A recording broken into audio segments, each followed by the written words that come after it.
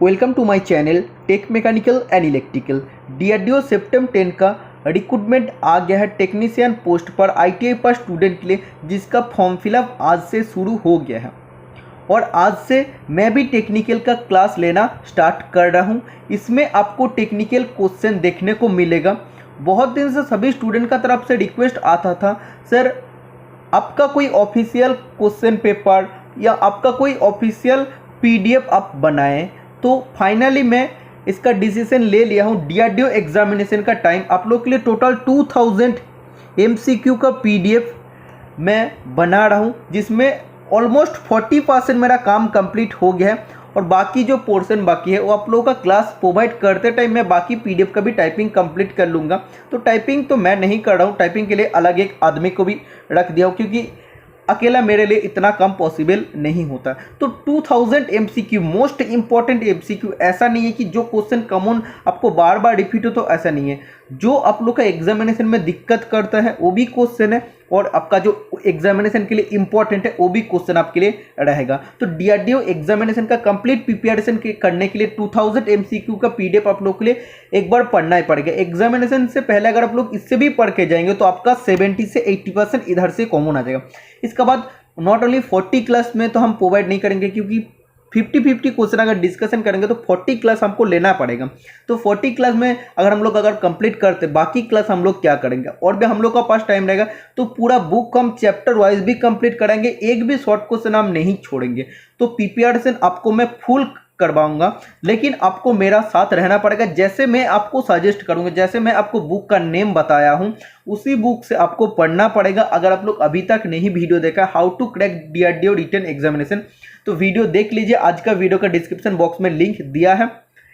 आपको सिलेबस भी मैं बता दिया हूं और टेक्निकल का इस सीरीज में आपको बहुत सारा एमसीक्यू देखने को मिलेगा और एमसीक्यू का साथ नॉट ओनली 2000 एमसीक्यू, इस एमसीक्यू के डिस्कशन करते रहे और भी 2000 एमसीक्यू में डिस्कशन कर दूंगा, क्योंकि आप सभी स्टूडेंट जानते हैं 50 क्वेश्चन मेरे डिस्कशन करना मतलब ऐसे अब 20 मिनट में नहीं मेरा नहीं होता है। 20 मिनट का 40 मिनट 1 घंटा तो हमें टाइम लगता है, क्योंकि उसको समझाना पड़ता है। एक एक चीज़ को समझाऊंगा और आज का अगर आप लोग पहला क्लास ही देखते हो तो आपको समझ में आ जाएगा कि कितना अच्छा अच्छा क्वेश्चन इस पीडीएफ में मैं लाने वाला हूं। जो आप लोग पहले पीडीएफ पढ़ चुके हैं, जो पीडीएफ इतना दिन से चल रहा था, उसको तो बहुत अच्छा से मॉडिफाई किया हूँ, क्योंकि वो सब क्वेश्चन अभी सभी स्टूडेंट को याद हो गया। नया कुछ सबको चाहिए जो मैं प्रोवाइड आपको करने वाला हूँ, ठीक है। तो बाकी काम मेरा है क्वेश्चन सिलेक्शन करना, जो आप लोग का एग्जामिनेशन के लिए इंपॉर्टेंट है। बाकी नॉन टेक्निकल का क्लास भी चलते रहेगा, तो कॉम्बिनेशन मैं प्रोवाइड करूंगा। जस्ट आप लोग का सपोर्ट चाहिए, जैसे आप लोग सपोर्ट कर रहे हैं। तो इस वीडियो को जितना ज़्यादा हो सके सभी स्टूडेंट का साथ शेयर कर दीजिए। और अभी से मैं टेक्निकल का क्लास शुरू करता हूं। सबसे पहला क्वेश्चन बहुत इंपॉर्टेंट क्वेश्चन, और इसमें सबसे अच्छा बात, इसमें क्वेश्चन आंसर सब कुछ ऑप्शन सब कुछ मैं हिंदी इंग्लिश दोनों में टाइप करके लाया हूं, क्योंकि मैं आपको पहले बताया हूं कि जब मैं टाइप करता हूं उतना टाइम नहीं मिलता, तो हम क्या करते हैं नॉर्मली इंग्लिश में टाइप करके लाते, तो सभी स्टूडेंट का दिक्कत होता है। लेकिन पूरा पीडीएफ आपको हिंदी इंग्लिश दोनों लैंग्वेज में देखने को मिलेगा, तो इस बार से आपका कोई प्रॉब्लम नहीं होगा। सभी बच्चों इसमें देख सकते हैं इस वीडियो को, ठीक है। सबसे पहला question, on finding a fire in a building a fitter's first action should be to. Hindi में सबसे पहले मैं आपको समझाऊंगा, किसी भवन में आग लगने पर फीटर की पहली कार्यवाही होती है। तो आपको पूछे जा रहा है, कोई भी बिल्डिंग में अगर आग लग जाता है तो एक फीटर होके आपका सबसे पहला रिस्पॉन्सिबिलिटी क्या रहता है, आपका सबसे पहली कार्रवाई क्या करना चाहिए। Option A, raise an alarm, alarm को बजाना चाहिए। जो आप लोगों का इंडस्ट्री में रहता है वो अलार्म बजाना चाहिए। Option number B, fight the fire, मतलब फायर का साथ आपको फाइट करना चाहिए, लड़ना चाहिए। Option number C, leave the building, building को छोड़ के आ जाना चाहिए। Option number D, carry on working, मतलब अपना काम आपको करते रहना है। तो इसका बाद आप लोग हिंदी में भी पढ़ सकते हैं। तो इसमें बोला है कि इस पहला ऑप्शन थोड़ा सा गलत हो गया है। दूसरा ऑप्शन आप देख सकते हैं, आग से लड़े, जो मैं आपको बताया हूं कि फाइट द फायर, तीसरा ऑप्शन में आपको बोला इमारत छोड़ दे, मतलब वो बिल्डिंग को छोड़ के आ जाए। और चौथा ऑप्शन काम करते रहो। तो इसमें आपको कौन सा राइट आंसर लगता है? तो ऑप्शन नंबर ए राइट आंसर हो जाएगा। जब भी कोई भी बिल्डिंग में आग लगता है या कोई भी वर्कशॉप में आग लग जाता है, तो सबसे पहले एक फिटर होके या टर्नर होके, मशीनिस्ट होके, आपको एक टेक्नीशियन होके सबसे पहला क्या कार्यवाही करना पड़ता है कि आपको अलार्म बजाना पड़ता है। ऐसा नहीं है कि आपको आग का साथ फाइट करना चाहिए या बिल्डिंग छोड़ के चला जाना चाहिए या अपना काम करना चाहिए। सबसे पहला काम होता है रेज एन अलार्म, जो अलार्म रहता है उसको बजाना चाहिए। तो सभी लोग अलर्ट हो जाएगा कि कुछ इमरजेंसी है, तो सभी को पता लग जाएगा। Okay, next question number 2, a person being electrocuted should be removed from the live supply by means of. Hindi में आप पढ़ सकते, इलेक्ट्रोक्यूट होने वाले व्यक्ति को डैश के माध्यम से लाइव आपूर्ति से हटा दिया जाना चाहिए। मतलब कोई भी एक आदमी को अगर शॉक लगता है और उसको अगर कंटिन्यूअस शॉक लग रहा है, तब उसको लाइव सप्लाई से हटाने के लिए हम लोग को कौन सा चीज़ का इस्तेमाल करना चाहिए? ठीक है, कभी कभी क्या होता है, कोई भी आदमी अगर नॉर्मली अगर लाइव सप्लाई में बाय मिस्टेक हाथ रख देता है, तो उसको क्या होता है, उसको करंट लगता है, तो कंटिन्यूअस उसको क्या होता है, शॉक लगता है। तो तब हमको अगर उसको हटाना है, उसको अगर लाइव सप्लाई से अलग करना है, तो करने के लिए हम लोग को किस चीज़ का मदद से करना पड़ेगा? Option number A length of metal pipe, मतलब एक धातु के पाइप का इस्तेमाल करना चाहिए। Option number B a dry timber, मतलब एक सूखा हुआ लकड़ी का इस्तेमाल करना चाहिए। Option number C a length of wet timber, मतलब गीला लकड़ी का इस्तेमाल करना चाहिए। Option number D scaffold pole का इस्तेमाल करना चाहिए। तो हिंदी में आप देख सकते धातु पाइप, ऑप्शन नंबर बी सूखी लकड़ी, ऑप्शन नंबर सी गीली लकड़ी, ऑप्शन नंबर डी एक पार का खंबा। तो 4 ऑप्शन में से कौन सा राइट आंसर हो जाएगा? कोई भी आदमी को अगर लाइव सप्लाई में कंटिन्यूअस शॉक लग रहा है, तो उसको लाइव सप्लाई से अलग करने के लिए हम लोग को इस्तेमाल करना चाहिए ए लेंथ ऑफ ड्राई टिम्बर, मतलब सूखा हुआ एक लकड़ी का टुकड़ा लेके हम लोग को उसके ऊपर मारना चाहिए। और क्या होगा, और सूखा हुआ लकड़ी क्या होता है, वो एक्चुअली नॉन कंडक्टर होता है। ओके, या आप बोल सकते इंसुलेटर होता है, जिसका माध्यम से करंट जा नहीं सकता। हम लोग मेटल पाइप का भी इस्तेमाल कर सकते थे, लेकिन मेटल कंडक्टर क्या होता है, गुड कंडक्टर ऑफ इलेक्ट्रिसिटी, तो हम लोग को भी करंट लग जाएगा। इसीलिए हम लोग क्या यूज़ करेंगे, हम लोग लकड़ी यूज़ करेंगे, लेकिन वो गीला हुआ नहीं है, वो होना चाहिए ड्राई, सूखा हुआ लकड़ी का इस्तेमाल करना चाहिए लाइव सप्लाई से आदमी को हटाने के लिए या उसको अलग करने के लिए। ओके, तो आप देख सकते नया नया क्वेश्चन आपको देखने को मिल रहा है, और भी बहुत क्वेश्चन है। If your clothes catch fire on the work spot what will you do first. यदि कार्यस्थल पर आपके कपड़े में आग लग जाए, तो आप सबसे पहले क्या करेंगे? मतलब आप लोग अगर वर्कशॉप पर काम कर रहे हैं, काम करते वक्त अगर आपका एप्रॉन में या आपका कपड़ा में आग लग जाता है, तो सबसे पहले आप लोग को क्या करना पड़ेगा?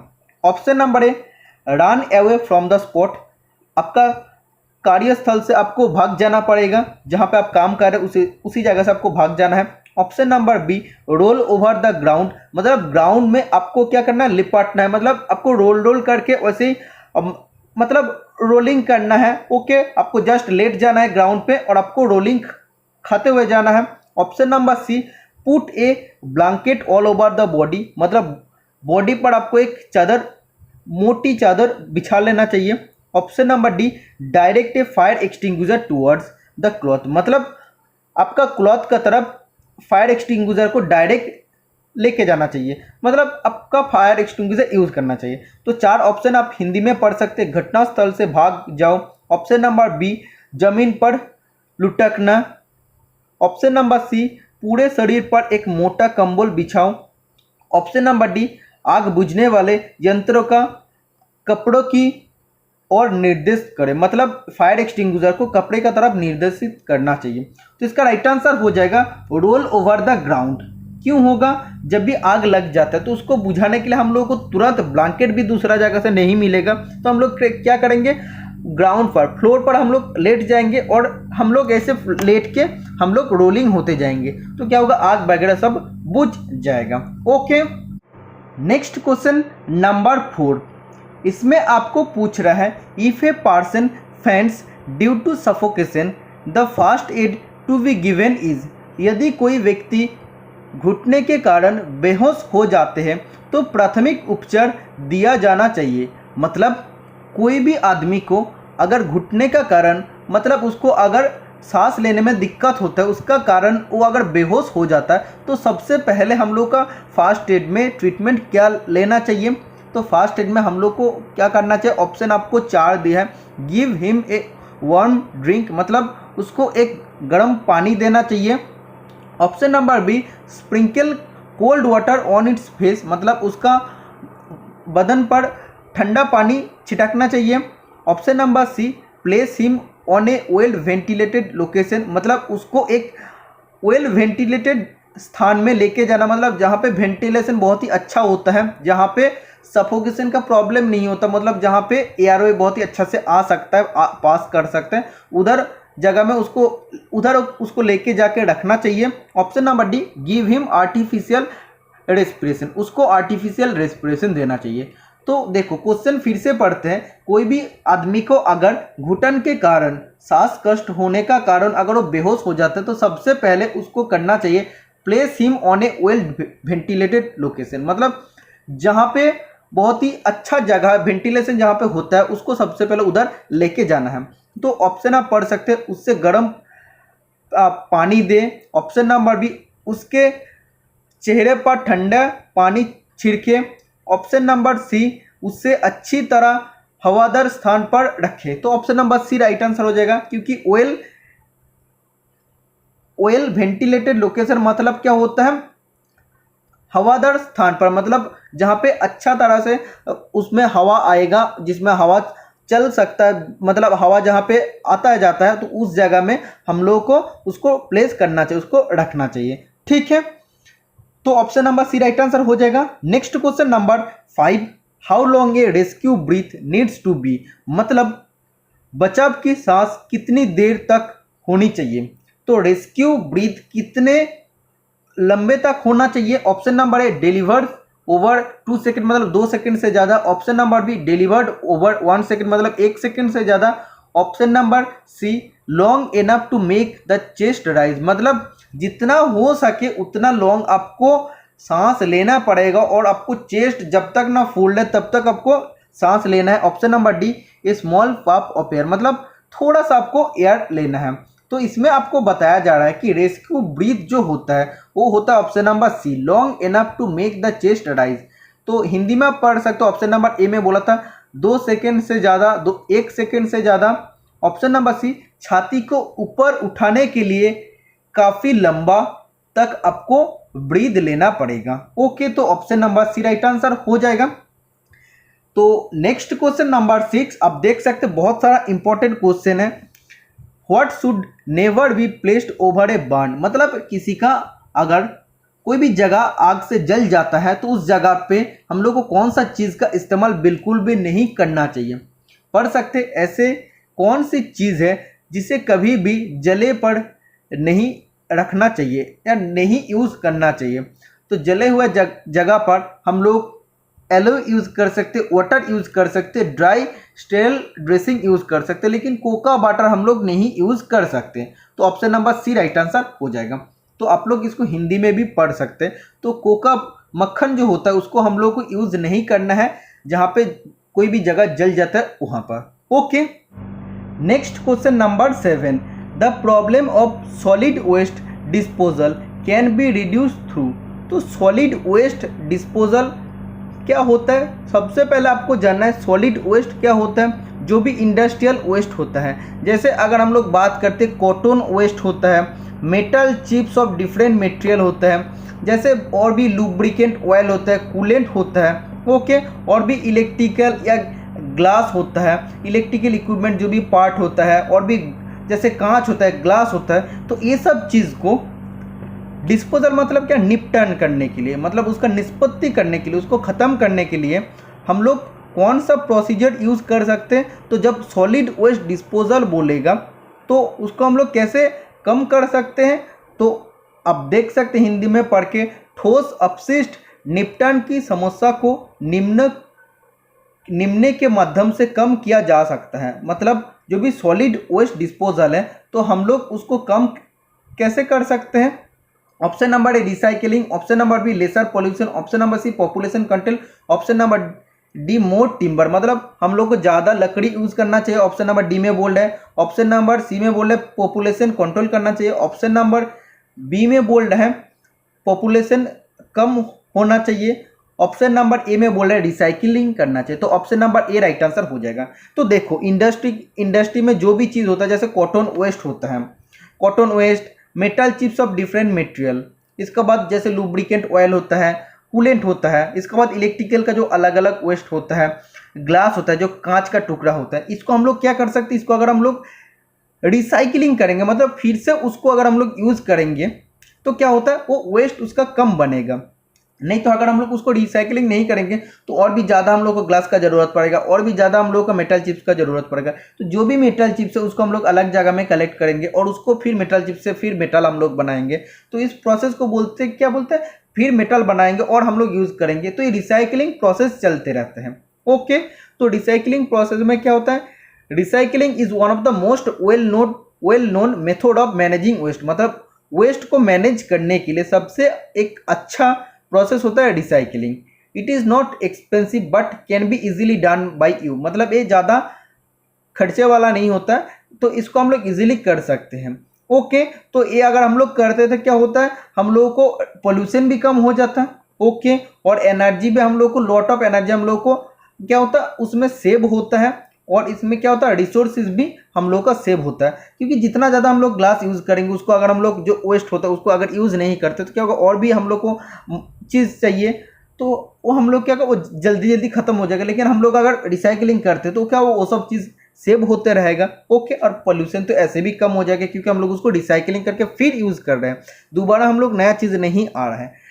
ओके, तो इस प्रोसेस को कहते हैं रिसाइकलिंग। सॉलिड वेस्ट क्या होता है मैं आपको बता दिया हूँ। तो सॉलिड वेस्ट डिस्पोजल को हम लोग कम कर सकते हैं रिसाइकिल के माध्यम से, मतलब उसको पुनराय यूज करके। ओके, 8 नंबर का क्वेश्चन में पूछ रहे हैं making new container from crushed glass helps to, मतलब आपको पूछे जा रहा है जो मैं अभी आपको बताया हूँ कि क्रश्ड ग्लास मतलब कुचले हुए कांच से नए कंटेनर बनाने में मदद मिलता है। तो अभी जो मैं आपको बताया हूँ, जो ग्लास है, ग्लास को जो क्रश्ड ग्लास मतलब कुचले हुए कांच जो है, मतलब कांच का जो छोटा छोटा टुकड़ा है, उससे अगर हम लोग दोबारा एक नया कंटेनर बनाएंगे तो उसमें क्या होता है, किसमें मदद मिलता है? सेव मटेरियल भी सेव होता है और फ्यूल में भी सेव होता है। तो दोनों सेव होता है, इसलिए option number C right answer हो जाएगा, both A and B. Okay, next question number 9, in case of an accident the victim should immediately be, Hindi में आप पढ़ सकते हैं दुर्घटना के मामले में पीड़ित को तुरंत होना चाहिए। तो इस क्वेश्चन का आंसर देने से पहले मैं आपको बताना चाहता हूँ एक्सीडेंट क्या होता है। देखिए, एक्सीडेंट होता है एक अनवांटेड, मतलब जो हम लोग चाहते नहीं है फिर भी हो जाता है। अनडिजायरेबल मतलब जो हम लोग का इच्छा का विरुद्ध है। ओके, और अनप्लान्ड मतलब जो हम लोग पहले से प्लानिंग नहीं करके रखते वो है। और नॉन कंट्रोलेबल इवेंट, फिर से मैं बताता हूँ, accident is an unwanted, undesirable, unplanned and non controllable event, मतलब जो हम लोग पहले से प्लान नहीं करते, हम लोग चाहते नहीं हैं, हम लोग का इच्छा का विरुद्ध जो होता है और जिसको हम लोग कंट्रोल नहीं कर सकते हैं, वो होता है एक्सीडेंट। तो एक्सीडेंट कभी भी हो सकता है। एक्सीडेंट के लिए आपको क्या करना पड़ेगा, जो भी आप काम कर रहे हैं उसका रिलेटेड जो भी सेफ्टी प्रिकॉशंस है तो वो आपको फॉलो करना पड़ेगा। ओके, और accident can happen any time anywhere, इसमें आपको बताया जा रहा है the victim should be immediately, अगर एक्सीडेंट होता है तो विक्टिम मतलब जो पीड़ित है या पेशेंट है उसको क्या करना चाहिए, आस्क टू टेक रेस्ट, मतलब उसको रेस्ट लेने के लिए बोलना चाहिए। Option number B, inquired about the accident, मतलब एक्सीडेंट के बारे में उसको जानकारी या पूछना चाहिए कि कैसे हुआ कैसे नहीं हुआ, आपको लगा कि नहीं, ये सब पूछना चाहिए। ऑप्शन नंबर सी में बोल रहे हैं अटेंडेंट टू इमीडिएटली, मतलब उसमें आपको तुरंत भाग देना है, मतलब उसमें आपको तुरंत लग जाना है कि आपको क्या, मतलब जो भी हुआ है उसका ऊपर आपको ट्रीटमेंट कर लेना चाहिए। मतलब अटेंड मतलब क्या है, आपको तुरंत भाग लेना चाहिए। Option number D left to himself without treatment, मतलब उसको बिना ट्रीटमेंट करके छोड़ के आ जाना। हिंदी में अगर आप लोग पढ़ते हैं तो और भी क्लियर हो जाएगा। सबसे पहला ऑप्शन में बोल रहे हैं आराम करने के लिए कहे, मतलब उसको आराम करने के लिए बोलेंगे। ऑप्शन नंबर बी दुर्घटना के बारे में पूछताछ करना। ऑप्शन नंबर सी तुरंत भाग लेना, मतलब उसका जो भी हुआ है तो उसमें हम लोग को कुछ करना है। अगर हम लोग को फर्स्ट एड आता है तो हम लोग को तुरंत करके दिखाना है। ओके।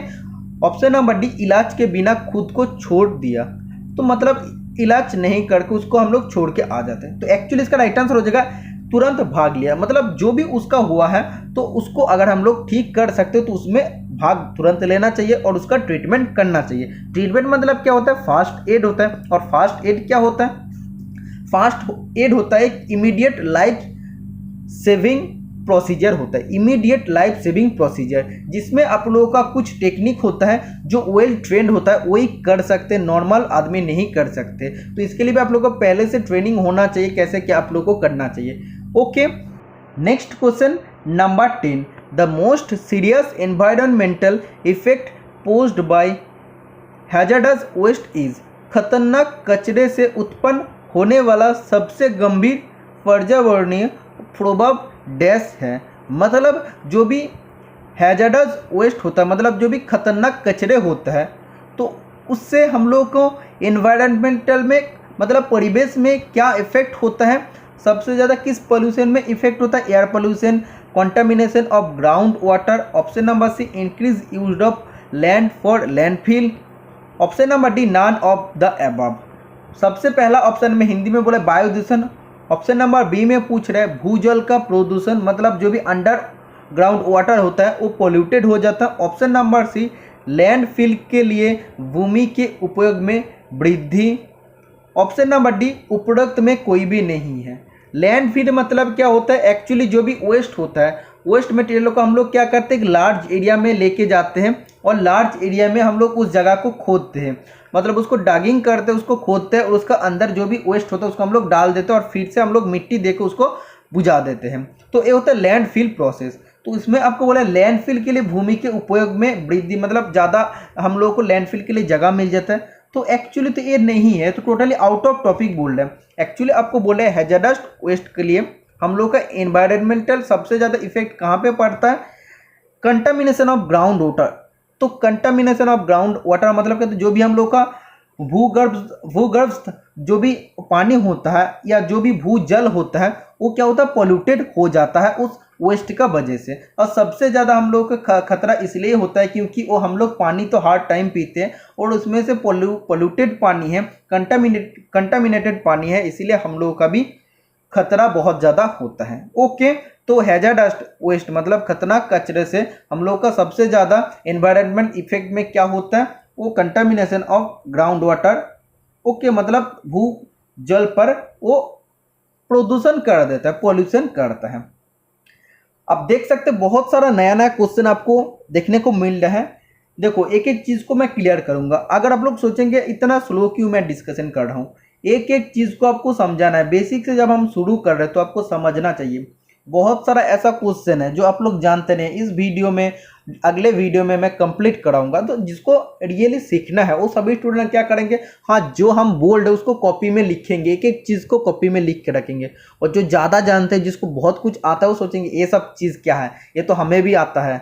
तो ऐसे अगर आप लोग सोच लेंगे ना तो ये बहुत गलत होता है, क्योंकि सीखने का कोई लिमिटेशन नहीं होता। आप लोग अगर एक चीज़ आप लोग जानते, फिर भी मैं जब बोल रहा हूँ एक दो पॉइंट आपको नया नया चीज़ भी सीखने को मिल रहा है। और हम तो गारंटी कर सकता हूँ, बता सकता हूँ कि आप लोग को जितना भी क्वेश्चन मैं बताया हूँ 10 क्वेश्चन, उसमें से 8 क्वेश्चन आपको नया देखने को मिला है, 100% मैं श्योर हूँ। इसका बाद आपको बोल रहा है what is the colour code of bin for disposal of plastic waste. जो भी प्लास्टिक कचरे होते हैं उसको निपटान के लिए कौन सा कलर की बिन हम लोग यूज़ करते हैं, जो भी वेस्ट होता है उसको हम लोग कहाँ फेंकते हैं, बिन में फेंकते हैं, वेस्ट बिन में फेंकते हैं। तो प्लास्टिक वेस्ट के लिए कौन सा कलर कोड का बिन चाहिए, रेड, ब्लैक, ब्लू या येलो? तो आप लोग आंसर दीजिए। इसका राइट आंसर हो जाएगा option number D, yellow. Okay, अगर बोलता है रेड, तो रेड किसके लिए होता है? रेड होता है मेटल वेस्ट, मेटल वेस्ट को निपटान करने के लिए जो हम लोग बिन यूज़ करते हैं वो रेड कलर का होता है। अगर ब्लैक बोलता है, ब्लैक होता है फूड। ओके, जो भी आहार होता है, जो भी खाना होता है उसको फेंकने के लिए ब्लैक कलर का बिन होना चाहिए। और ब्लू किस लिए होना चाहिए? जो भी पेपर होता है आप लोग का, पेपर को फेंकने के लिए ब्लू कलर का बिन होना कंपलसरी है। ओके, ये सब चीज़ समझ में आ गया। अगर बोला गया कि ग्लास टुकड़ा, कांच का टुकड़े को अगर फेंकना है तो ग्रीन कलर का बिन का इस्तेमाल करना चाहिए। तो option number D right answer हो जाएगा इस क्वेश्चन का। इसका बाद 12 नंबर का क्वेश्चन में आपको पूछ रहा है what is the period referred as golden hour, सुनहरा घंटा के रूप में संदर्शित अवधि क्या है? मतलब क्या है? एक्चुअली आप लोगों को बोला गोल्डन आवर, तो गोल्डन आवर क्या होता है? तो सेफ्टी चैप्टर अगर आप लोग पढ़े हैं और अगर आप लोग पहले मेरा वीडियो देखा, आप सभी स्टूडेंट जानते हैं किसको कहते हैं। फास्ट 30 मिनट आफ्टर इंसिडेंट, मतलब जो भी एक्सीडेंट या घटना होता है उसका पहला 30 minute. Option number B first 30 minute after first aid, मतलब प्राथमिक चिकित्सा करने का बाद का 30 minute. Option number C first 45 minute of admission, admission करने का पहला 45 minute. Option number D first 60 minute after treatment, मतलब ट्रीटमेंट करने का बाद पहला 60 मिनट। तो एक्चुअली एक्सीडेंट जब होता है तो गोल्डन आवर कहते हैं फास्ट 30 मिनट आफ्टर इंसिडेंट। जो भी घटना है या दुर्घटना है जो आप लोग का होता है, होने का जो पहला 30 मिनट होता है वो आप लोगों का सबसे ज़्यादा वाइटल होता है। उसमें डिपेंड करता आप लोग जिएंगे या मरेंगे। तो उसमें अगर आप लोग को प्रॉपर ट्रीटमेंट मिल जाता है, फर्स्ट एड अगर आपको मिल जाता है तो आप लोग बच जाएंगे। अगर नहीं मिलता तो आपको उधर आपको मरना पड़ेगा। ठीक है, तो इंसिडेंट होने का 30 मिनट का अंदर सबसे ज़्यादा वाइटल होता है। उसमें भी अगर आप लोग जल्दी हम लोग हॉस्पिटल में लेके जा सकते तो आप लोग को बचा सकते हैं, लेकिन उससे बाद रह जाएंगे तो चांस थोड़ा कम रहता है। ऐसा नहीं कि सब लोग मर जाएगा। ओके, तो इंसिडेंट होने का मतलब दुर्घटना होने का पहला 30 मिनट को हम लोग गोल्डन आवर कहते हैं। मतलब इसमें आप लोग का जान का उतना खतरा नहीं रहता है। हिंदी में आप पढ़ सकते हैं घटना के बाद पहले 30 मिनट। ओके, तो ये राइट आंसर हो जाएगा। और भी बाकी जो ऑप्शन है, प्राथमिक उपचार के बाद पहला 30 मिनट। ऑप्शन नंबर सी प्रोबेस के लिए 45 मिनट। ऑप्शन नंबर डी उपचार के बाद पहले 60 मिनट। तो आंसर तो आपको मैं बता दिया हूँ। 13 नंबर का क्वेश्चन में पूछे जा रहा है what is biological hazard. Biology जब भी आ रहा है तो आप लोग को दिमाग में क्या आता है? बैक्टीरिया, वायरस, प्रोटोजोआ, ये सब चीज़ का आपको आता है। तो जैविक खतरा कौन सा होता है? तो सबसे ज़्यादा होता है वायरस। जैसे अगर हम लोग बात करते हैं बायोलॉजिकल हैजर्ड, तो क्या होता है? जो कोरोना था, तो कोरोना में क्या हो रहा था? कोविड-19 में हम पूरा देश को हिला के रखा था, हर कंट्री को हिला के रखा था। इतना लोग मतलब मर गया है इसमें। तो ये किस लिए? बायोलॉजिकल हैजर्ड, मतलब वायरस के कारण। ओके, आप सभी स्टूडेंट जानते हैं बायोलॉजिकल, जब भी बायोलॉजी आता है मतलब इसमें वायरस, प्रोटोजोआ, बैक्टीरिया, ये सब चीज़ आता है। बाकी अगर आप लोग देखते हैं एल्कोहलिज्म, तो ये तो नहीं होता है, मतलब शराबबंदी, तो इसका कारण नहीं होता। फैटिग, मतलब आपका थकान का कारण भी नहीं होता। और ओल्ड एज, बुढ़ापा में एक एग्जाम्पल नहीं होता बायोलॉजिकल हैजर्ड का। ओके, नेक्स्ट क्वेश्चन नंबर 14 में आपको पूछा जा रहा है what is the first action if a colleague bracket में victim received a heavy electric shock. एक सहकर्मी या पीड़ित को भारी बिजली के झटके का प्राप्त करने वाली पहली कार्रवाई क्या है? मतलब आपका कोई भी कॉलीग है, सहकर्मी है, जिसको अगर बहुत ही हेवी इलेक्ट्रिक शॉक, मतलब भारी बिजली के झटके लगा है, तो उसको सबसे पहले क्या करना चाहिए? Option number A pull the victim from the live conductor, मतलब लाइव कंडक्टर से उसको खींचना चाहिए। जो विक्टिम है, पीड़ित जो है, आप बोल सकते हैं जिसको पेशेंट है, उसको खींचना चाहिए। Option number B pour water to avoid burning of victim, तो विक्टिम को जल जाने से बचाने के लिए उसमें पानी फेंक देना चाहिए। Option number C fetch the first aid box, first aid box fetch करना चाहिए। Option number B switch off the current immediately, current को जल्दी ऑफ करना चाहिए। तो option number D right answer हो जाएगा। तो सबसे पहले आपको क्या करना है, उसमें पानी भी नहीं छिटकना है, क्योंकि पानी अगर देंगे तो क्या होता है, पानी होता है एक good conductor of heat, good conductor of electricity. Okay, तो और भी इलेक्ट्रिसिटी ज़्यादा लगेगा।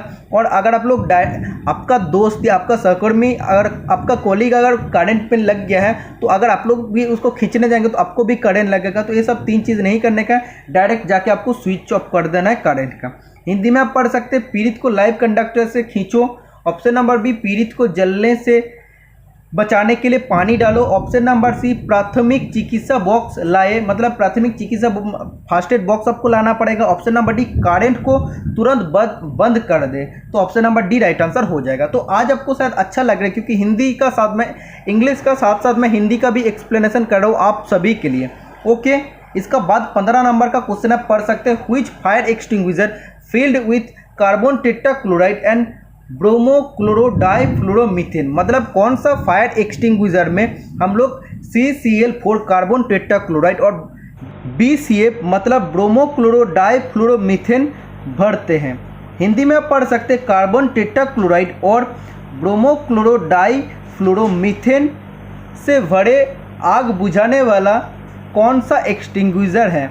Option number A, carbon dioxide extinguisher मतलब CO2 extinguisher. Option number B, halon extinguisher. Option number C, foam extinguisher. Option number D, dry powder extinguisher. तो इसका right answer हो जाएगा हेलोन एक्सटिंग्विशर, जो क्लास डी फायर के लिए use होता है, मतलब इलेक्ट्रिक फायर के लिए यूज़ होता है। तो अगर इलेक्ट्रिक इक्विपमेंट पर आग लगता है तो उधर हम लोग halon extinguisher, CO2 extinguisher, dry powder extinguisher हम लोग यूज़ करते हैं। ओके, और इलेक्ट्रिक इक्विपमेंट से जो आग लगता है वो आता है क्लास डी फायर। क्लास ए फायर जो आप लोग का सॉलिड चीज़ से आग लगता है, इसको बुझाने के लिए आता है वाटर का जेट वाटर एक्सटिंग्विशर आप लोग यूज़ कर सकते हैं। अदरवाइज सोडा एसिड एक्सटिंग्विशर आपको यूज़ करना पड़ेगा, soda acid extinguisher. Class B fire जो लिक्विड चीज़ से आग लगता है, जैसे फ्लैमेबल लिक्विड होता है, जैसे पेट्रोल, डीजल, गैसोलीन जो भी है, उससे अगर आग लगता है तो क्लास बी फायर का अंदर आता है। इसको बुझाने के लिए आप लोग को फोम, ड्राई पाउडर और CO2 एक्सटिंग्विशर यूज़ करना है। तो क्लास बी फायर के लिए फोम, CO2 और ड्राई पाउडर एक्सटिंग्विशर यूज़ होता है। और क्लास सी फायर जो गैस से आग लगता है। ओके, कोई भी गैस से अगर आग लग जाता है तो उसको बुझाने के लिए हम लोग का ज़रूरत पड़ता है ड्राई पाउडर एक्सटिंग्विशर का। समझ में आ गया है कौन सा चीज़ के लिए क्या ज़रूरत होता है। और एक चीज़ आपको याद करना पड़ेगा, क्लास डी फायर के लिए कभी भी वाटर एक्सटिंग्विशर और फोम एक्सटिंग्विशर यूज़ करना नहीं चाहिए। ओके, और क्लास बी फायर के लिए कभी वाटर एक्सटिंग्विशर यूज़ नहीं करना चाहिए। सभी चीज़ में एक बार में मैं डिस्कशन किया हूँ, इसीलिए मैं आपको वीडियो का शुरुआत में ही बताया था। जब आप लोग का 2000 क्वेश्चन कंप्लीट होगा, 2000 से आप लोग का 4000 क्वेश्चन बन जाएगा, क्योंकि जितना मैं डिटेल में डिस्कशन करूंगा और भी रिलेटेड क्वेश्चन है इसमें कवर हो जाएगा। 16 नंबर का क्वेश्चन में आपको पूछे जा रहा है, which comes under mechanical occupational hazard, जो यांत्रिक व्यावसायिक खतरे के तरह आता है। तो एक क्या हो जाएगा, मैकेनिकल ऑक्यूपेशनल हैजर्ड। अगर आप लोग पढ़ते हो तो आपको समझ में आ जाएगा, नॉइज, टॉक्सिक, अनस्किल, ये सब आपका मैकेनिकल का साथ रिलेटेड ही नहीं है। क्या होता है, जो भी मशीनरी चीज़ होता है वो सब मैकेनिकल का साथ रिलेटेड होता है। कोई भी मशीन पार्ट अगर अनगार्डेड होता है, मतलब जहाँ पे गार्ड देना चाहिए, जिस पार्ट को गार्ड दे के ढक के रखना चाहिए, जो हाई स्पीड में चलता है उस पार्ट को अगर गार्ड दे के ढक के रखना चाहिए, उसको अगर हम लोग गार्ड दे के नहीं रखते हैं तो क्या होगा, अनगार्डेड अवस्था में रहते हैं। ओके, उससे कभी भी एक्सीडेंट हो सकता है। तो ये क्या होता है, ये होता है मैकेनिकल ऑक्यूपेशनल हैजर्ड, मतलब यांत्रिक व्यावसायिक खतरा। इसे आपको खतरा हो सकता है, मतलब आपका डेंजरस है, आप लोगों के लिए है। ओके, तो ऑप्शन नंबर ए आपको बोला है शोर, जहरीला, अकुशल, तो ये सब नहीं होता है। आपका क्या हो जाएगा, बिना सुरक्षा वाली मशीनरी, ये होता है मैकेनिकल हैजर्ड का अंदर। Okay, next question number 17, how to stop bleeding of injured person, घायल व्यक्ति के रक्तस्राव को कैसे रोके। तो कोई भी आदमी का अगर कोई भी जगह में चोट लगता है, उधर से अगर खून निकालता है, तो खून निकलना या रक्तस्राव को बंद करने के लिए आपको क्या करना पड़ेगा। ऑप्शन नंबर ए, बैंडेज बांधना पड़ेगा। बैंडेज बांधने के बाद भी आपको खून निकालते रहेगा। अप्लाई ऑइंटमेंट, तो ये जो भी दिया है ऑइंटमेंट का मतलब हमें पता नहीं है, तो ये तो समझ में नहीं है। Apply tincture over the wound, मतलब हिंदी में पढ़ सकते हैं, बी का मतलब क्या है, मलहम लागू लगाया जाए, मतलब आपको उस जगह पे मलहम लगाया जाए, तो जहाँ से कंटिन्यूअस आपका खून निकाल रहा है तो उधर से मलहम हम लोग नहीं लगाएंगे, क्योंकि उधर तो खून निकाल रहा है, उसको सबसे पहले बंद करना है। Option number C, apply tincture over the wound, मतलब घाव पर टिंचर लगाए, तो ये भी नहीं है। चौथा जो ऑप्शन है, apply pressure over the wound, मतलब घाव पर आपको दबाव डालें। तो अगर आपको मैं एक चीज़ बताता हूँ, इससे पहले भी इस क्वेश्चन को मैं सॉल्व आपको कराया, तो उसमें बोला था सर जहाँ पे कोई भी चोट लगता है उधर से अगर खून निकलता है उधर हम लोग क्यों प्रेशर डालेंगे, उसमें तो ज़्यादा खून निकालते हैं। ऐसा नहीं है, अगर आप लोग को कोई भी उंगली कट जाता है तो कटा हुआ जगह पर अगर आप प्रेशर देके उसको दबा के रखते हैं 1-2 मिनट, तो आप लोग का खून निकालना ऑटोमेटिकली बंद हो जाता है। लेकिन उसका अगर आसपास अगर आप लोग उसको दबा के रखते तो क्या होगा, ज़्यादा खून निकालता है। लेकिन यही आपको मैं बताना चाहता हूँ, जिस जगह में आपका मतलब जो भी आपका चोट लगा है उसी जगह में आपको प्रेशर देके उसको ऐसा आपको प्रेशर देख के रखना पड़ेगा, तब क्या होगा, ऑटोमेटिकली खून निकलना बंद हो जाएगा। ओके, तो अब आप लोग भी ट्राई कर सकते हैं, जब आप लोग का कभी भी ऐसा होगा तो अगर आप लोग ट्राई करेंगे तो आप लोग देख सकते हैं। Next question number 18, the best method to avoid an accident is, दुर्घटना से बचने के लिए सबसे अच्छी विधि है। तो एक्सीडेंट क्या होता है मैं आपको बताया हूँ, ये होता है unplanned, unwanted, undesirable, non controllable event, मतलब जिसको हम लोग कंट्रोल नहीं कर सकते। तो दुर्घटना से बचने के लिए सबसे अच्छे उपाय क्या होता है, by wearing safety equipment, safety related जो भी इक्विपमेंट है उसको पहनना। Option number B, by observing safety precaution related to the job, machine and working place. Option number C, doing thing in one's own way. Option number D, doing things which a highly skilled worker practice.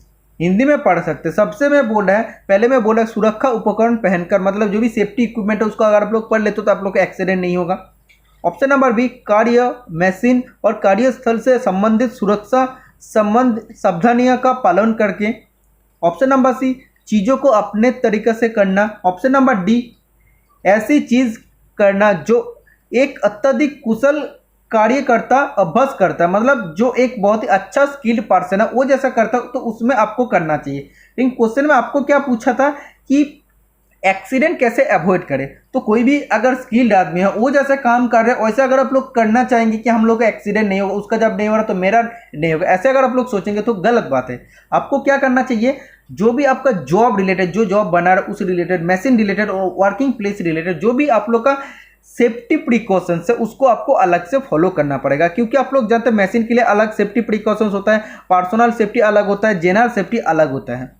ये सब चीज़ अगर आप लोग follow करके चलते तो आप लोग का एक्सीडेंट को अवॉइड कर सकते हैं। ओके, अदरवाइज अगर आप लोग बाकी चीज़ जो बताया हूँ, सेफ्टी इक्विपमेंट पहन लेंगे और आप लोग का एक्सीडेंट नहीं होगा, ये गलत बात है। ओके, और जो अगर बहुत ही अच्छा तरीका से काम कर जिसका एक्सीडेंट नहीं होता उसका तरह अगर आप लोग काम करने जाएंगे तो इसमें भी आप लोग का एक्सीडेंट हो सकता है, ये तो गलत सोचना है। Okay, next question number 19, which one of the following fire extinguisher is suitable for the live electrical fire, निम्नलिखित में से कौन सा अग्निशामक लाइव विद्युत आग के लिए उपयुक्त है। तो लाइव इलेक्ट्रिक फायर, तो ये आता है क्लास डी फायर का अंदर। इसको बुझाने के लिए सबसे अच्छा एक्सटिंग्विशर कौन सा होता है, हेलोन, फोम, वाटर या लिक्विफाइड केमिकल। तो इसका राइट आंसर हो जाएगा ऑप्शन नंबर है हेलोन एक्सटिंग्विशर, जो मैं अभी आपको कुछ टाइम पहले बताया हूँ। हेलोन एक्सटिंग्विशर का अंदर रहता है कार्बन टेट्राक्लोराइड CCl4 और रहता है BCF, ब्रोमोक्लोरो डाइफ्लोरोमीथेन। समझ में आ गया है। Next question number 20, long hair must be tied back because, लंबे बालों को वापस बांधना चाहिए क्योंकि।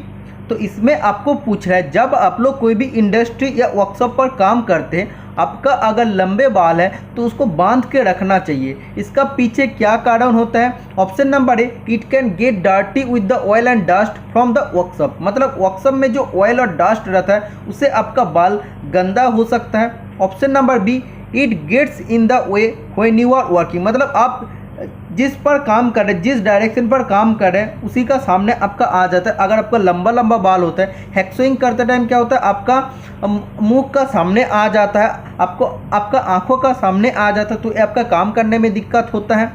Option number C, it looks better tied up, मतलब बाल को बांध के रखने में वो अच्छा देखने में लगता है। Option number D, it can get caught in the machine and cause serious injury, मतलब काम करते टाइम ये मशीन में फंस सकता है और गंभीर चोट के कारण बन सकता है। तो option number D right answer हो जाएगा, क्योंकि अगर आप लोग सेफ्टी चैप्टर पढ़े उसमें 3 टाइप्स का सेफ्टी होता है। सबसे होता है जनरल सेफ्टी, दूसरा होता है पर्सनल सेफ्टी, तीसरा होता है मशीन सेफ्टी। पर्सनल सेफ्टी में यही आता है कि आपका बाल छोटे छोटे करके कटना चाहिए। अगर छोटे कटते नहीं है तो आपको बालों को बांध के रखना पड़ेगा, नहीं तो मशीन में घुस सकता है और आपका डेंजरस एक्सीडेंट हो सकता है। और भी पर्सनल सेफ्टी होता है, जैसे आपको कभी भी वर्कशॉप में काम करते टाइम टाई या स्कार्फ का यूज़ करने का नहीं है। इसका बाद आपको कभी अब विदाउट सेफ्टी शू आपको कभी जाना नहीं है, कोई भी मशीन के ऊपर झुकना नहीं है, कोई भी रिंग वॉच चेन वगैरह पड़ने का नहीं है। ओके, तो ये सब चीज़ आपका पर्सनल सेफ्टी का अंदर आता है। जनरल सेफ्टी का अंदर क्या आता है? जनरल सेफ्टी का अंदर आता है जैसे वर्कशॉप का फ्लोर होता है और जो भी रास्ता होता है उसको क्या क्लीन और क्लियर रखना चाहिए, और वर्कशॉप में कभी दौड़ना नहीं चाहिए, आपको स्लोली आपको मूव करना है। ओके, और कभी भी भारी लोड का सस्पेंडेड लोड का नीचे से आपको गुजरना नहीं है। कहीं पे अगर भारी लोड लटक रहा है तो उसका नीचे से आपको जाना नहीं चाहिए। ओके, और प्रॉपर जॉब के लिए प्रॉपर आपको टूल यूज़ करना चाहिए, और जो भी टूल आप लोग यूज़ कर रहे हो उसको यूज़ करने के बाद प्रॉपर जगह में आपको रखना चाहिए। ये सब आता है जनरल सेफ्टी के अंदर। मशीन सेफ्टी मतलब क्या? मशीन चालू करने से पहले आपको ऑयल लेवल चेक कर लेना चाहिए, और मशीन का जब भी आप लोग कुछ भी पार्ट्स को चेंज करेंगे, जैसे चक को चेंज करेंगे, तो आपको क्या करना है? मशीन को सबसे पहले बंद करना है, उसके बाद आपको लेद का चक को लगाना है, उसके बाद फिर से चालू करना है।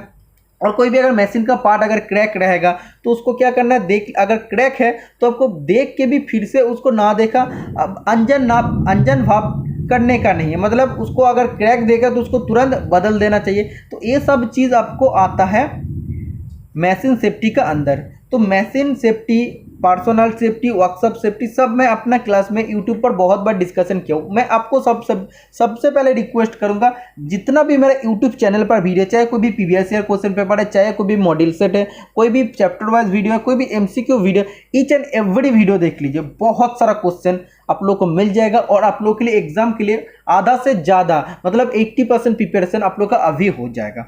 ओके, तो फिर से मैं आप लोगों के लिए नया नया क्वेश्चन डाल रहा हूँ और भी डालते रहूँगा, आप लोग सपोर्ट करते रहना। Next question number 21, which activity causes excessive wear and chattering of drill bit while drilling?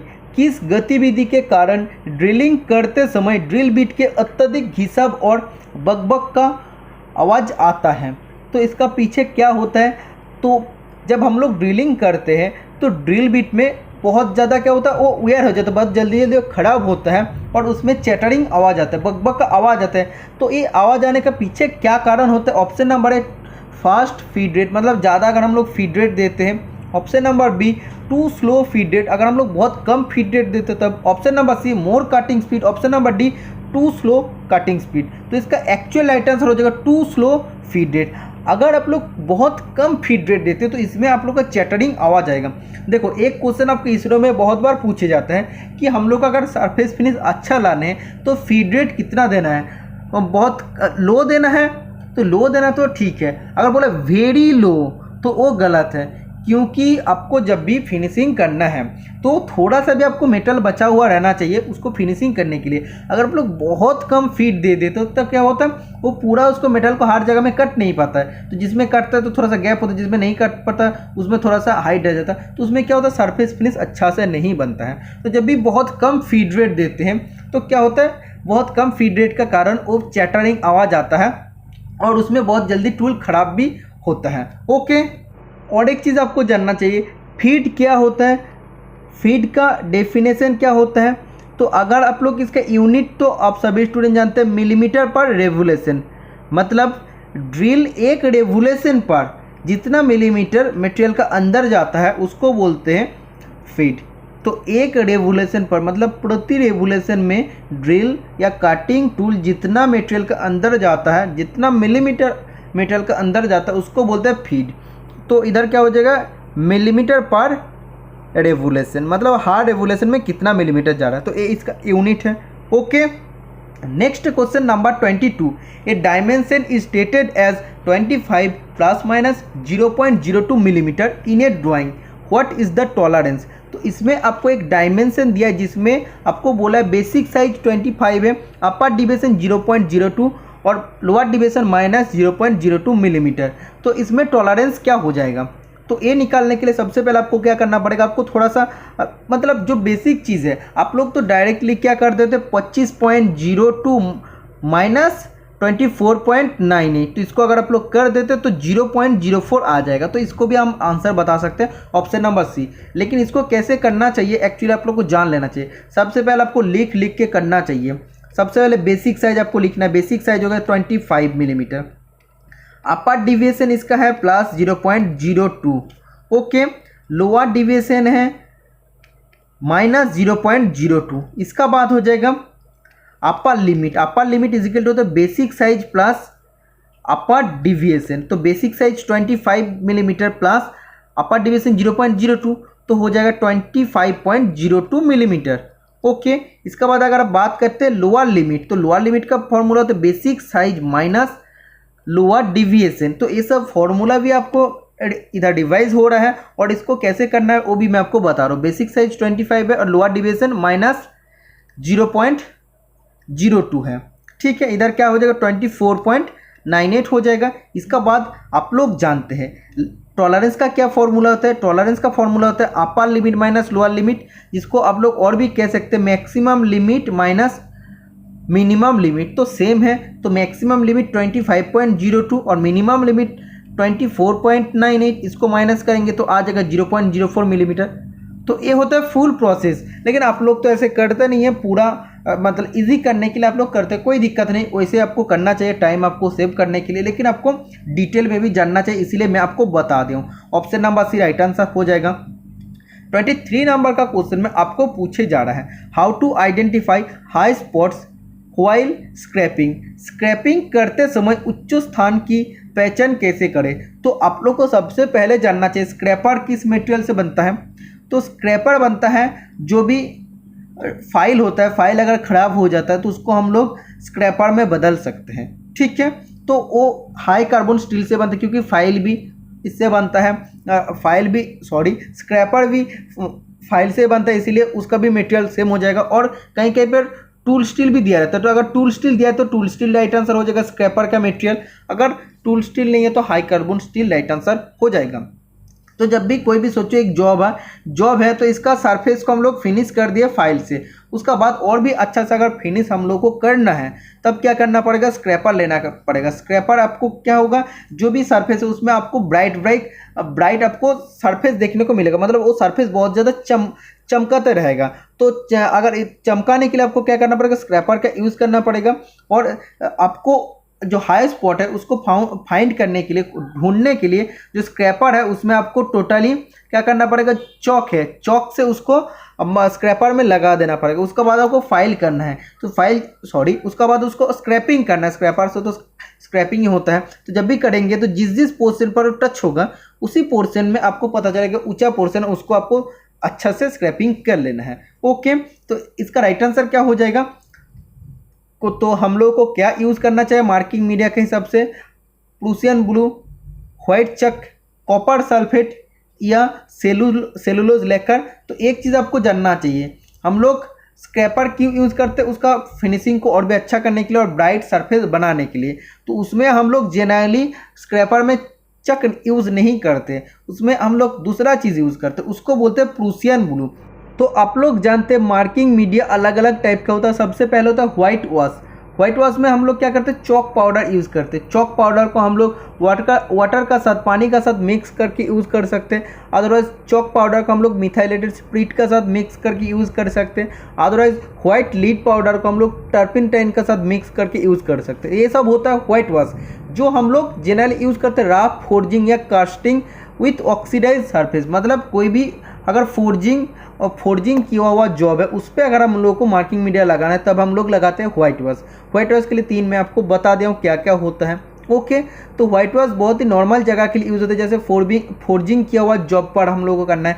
Casting किया हुआ जो ऑक्साइड सरफेस है उसमें अगर आप लोग को मार्किंग करना है तब हम लोग मार्किंग मीडिया के हिसाब से व्हाइट वॉश यूज़ करते हैं, मतलब वो व्हाइट चॉक यूज़ करते हैं। प्रूसियन ब्लू हम लोग कब यूज़ करते हैं, जब कोई भी फाइल्ड और मशीन फिनिश सरफेस है मतलब फाइल से करेंगे तो फिनिश अच्छा आएगा, और मशीन फिनिश मतलब और भी अच्छा आएगा। वो सब सरफेस में अगर हम लोग को मार्किंग मीडिया यूज़ करना है तब प्रूसियन ब्लू करते हैं। तो प्रूसियन ब्लू हम लोग क्यों करते हैं, इसमें बहुत ही क्लियर लाइन हम लोग को देखने को मिलता है, लेकिन इसको सूखने में बहुत ज़्यादा टाइम लगता है।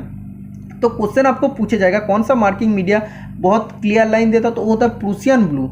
ओके, और एक क्वेश्चन आपको पूछेगा जो अभी पूछा है कि स्क्रैपिंग करते टाइम हाई स्पॉट, जॉब का हाई स्पॉट को पकड़ने के लिए कौन सा मार्किंग मीडिया यूज़ करते, तब भी हो जाएगा प्रूसियन ब्लू। ओके, और ये भी क्वेश्चन पूछे जा सकते कौन सा मार्किंग मीडिया सूखने में बहुत टाइम लेता है, तो हो जाएगा प्रूसियन ब्लू। ओके, और सबसे सस्ता होता है इकोनॉमिकली, जो होता है सस्ता होता है और अलग अलग कलर में यूज़ होता है, बहुत जल्दी सूख भी जाता है, वो होता है सेलुलोज लैक्कर। ओके, और जो कॉपर सल्फेट होता है इसको हम लोग कैसे बनाते हैं, इस सॉल्यूशन को हम लोग बनाते हैं, एक पानी में हम लोग कॉपर सल्फेट मिलाते हैं और उसमें हम लोग few drops of nitric acid हम लोग मिला लेते हैं। पानी में हम लोग कॉपर सल्फेट देते हैं और few drop of nitric acid देके जो मार्किंग मीडिया बनाते हैं उसको कॉपर सल्फेट मार्किंग मीडिया बोलते हैं, जो फिनिश सरफेस में बहुत ही अच्छा से चिपक जाता है।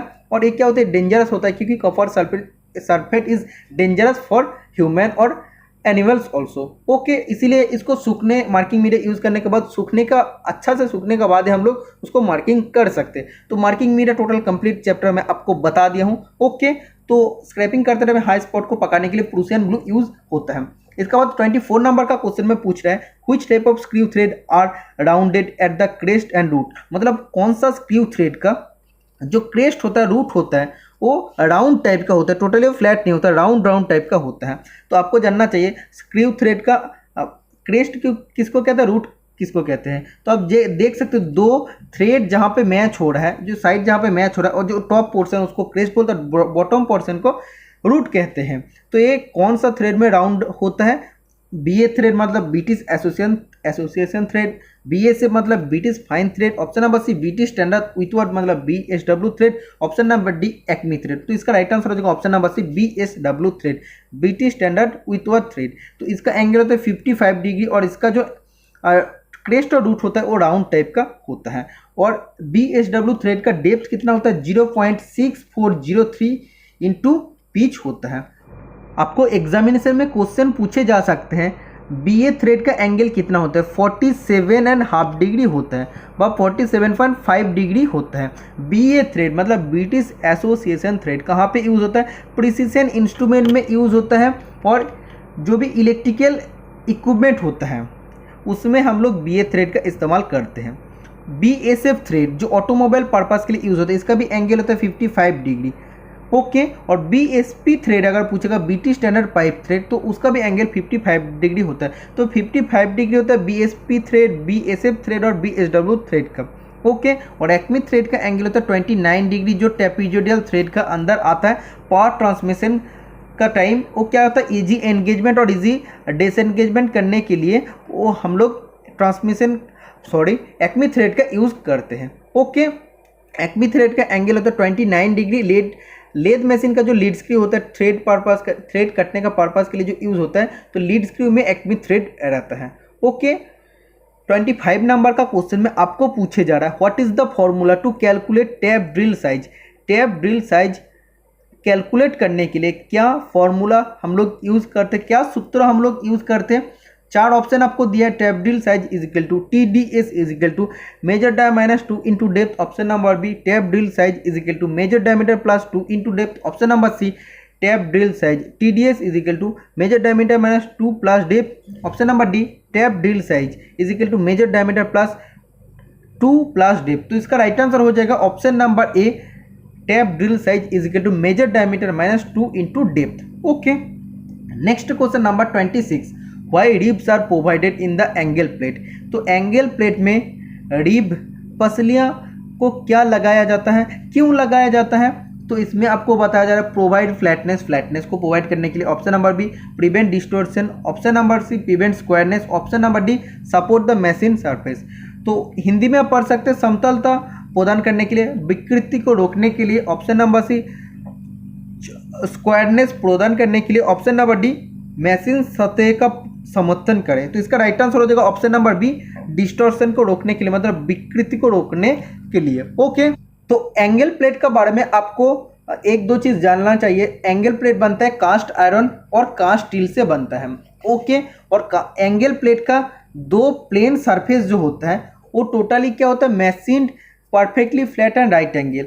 तो ये टोटली हम लोग ये जो दो प्लेन होता है, प्लेन सरफेस टोटली वो फ्लैट होता है और उसको हम लोग टोटली 90 डिग्री में फिट करते हैं। ओके, और इसका बाद आपको जानना चाहिए इसका जो एज होता है और एंड होता है, इसको टोटली मैशिंग करके स्क्वायर बनाया जाता है। और इसमें क्या होता है, रिब भी यूज़ किया जाता है। रिब क्यों यूज़ करते हैं, जैसे हम लोग वेल्डिंग करते टाइम टैक वेल्डिंग क्यों करते हैं, दोनों मेटल का बीच में डिस्टोर्शन को मतलब विकृति को रोकने के लिए, इसमें भी हम लोग यूज़ करते हैं रिब। तो रिब यूज़ करने का मतलब होता है कि उसको डिस्टोर्शन से बचाता है। तो ऐसे रिब अगर यूज़ कर देंगे तो ये टेढ़ा नहीं हो पाएगा, जैसे था वैसे ही रह जाएगा। ओके, समझ में आ गया। और एंगल प्लेट का अगर बोलेगा साइज हम लोग कैसे लेते हैं, तो नंबर से हम लोग लेते हैं। नंबर आपको याद रखना, इसका नंबर से हम लोग उसका साइज को इंडिकेट करते हैं। और ये टोटल दो ग्रेड में अवेलेबल होता है, ग्रेड 1 और ग्रेड 2। ये सब चीज़ आपको याद रखना है।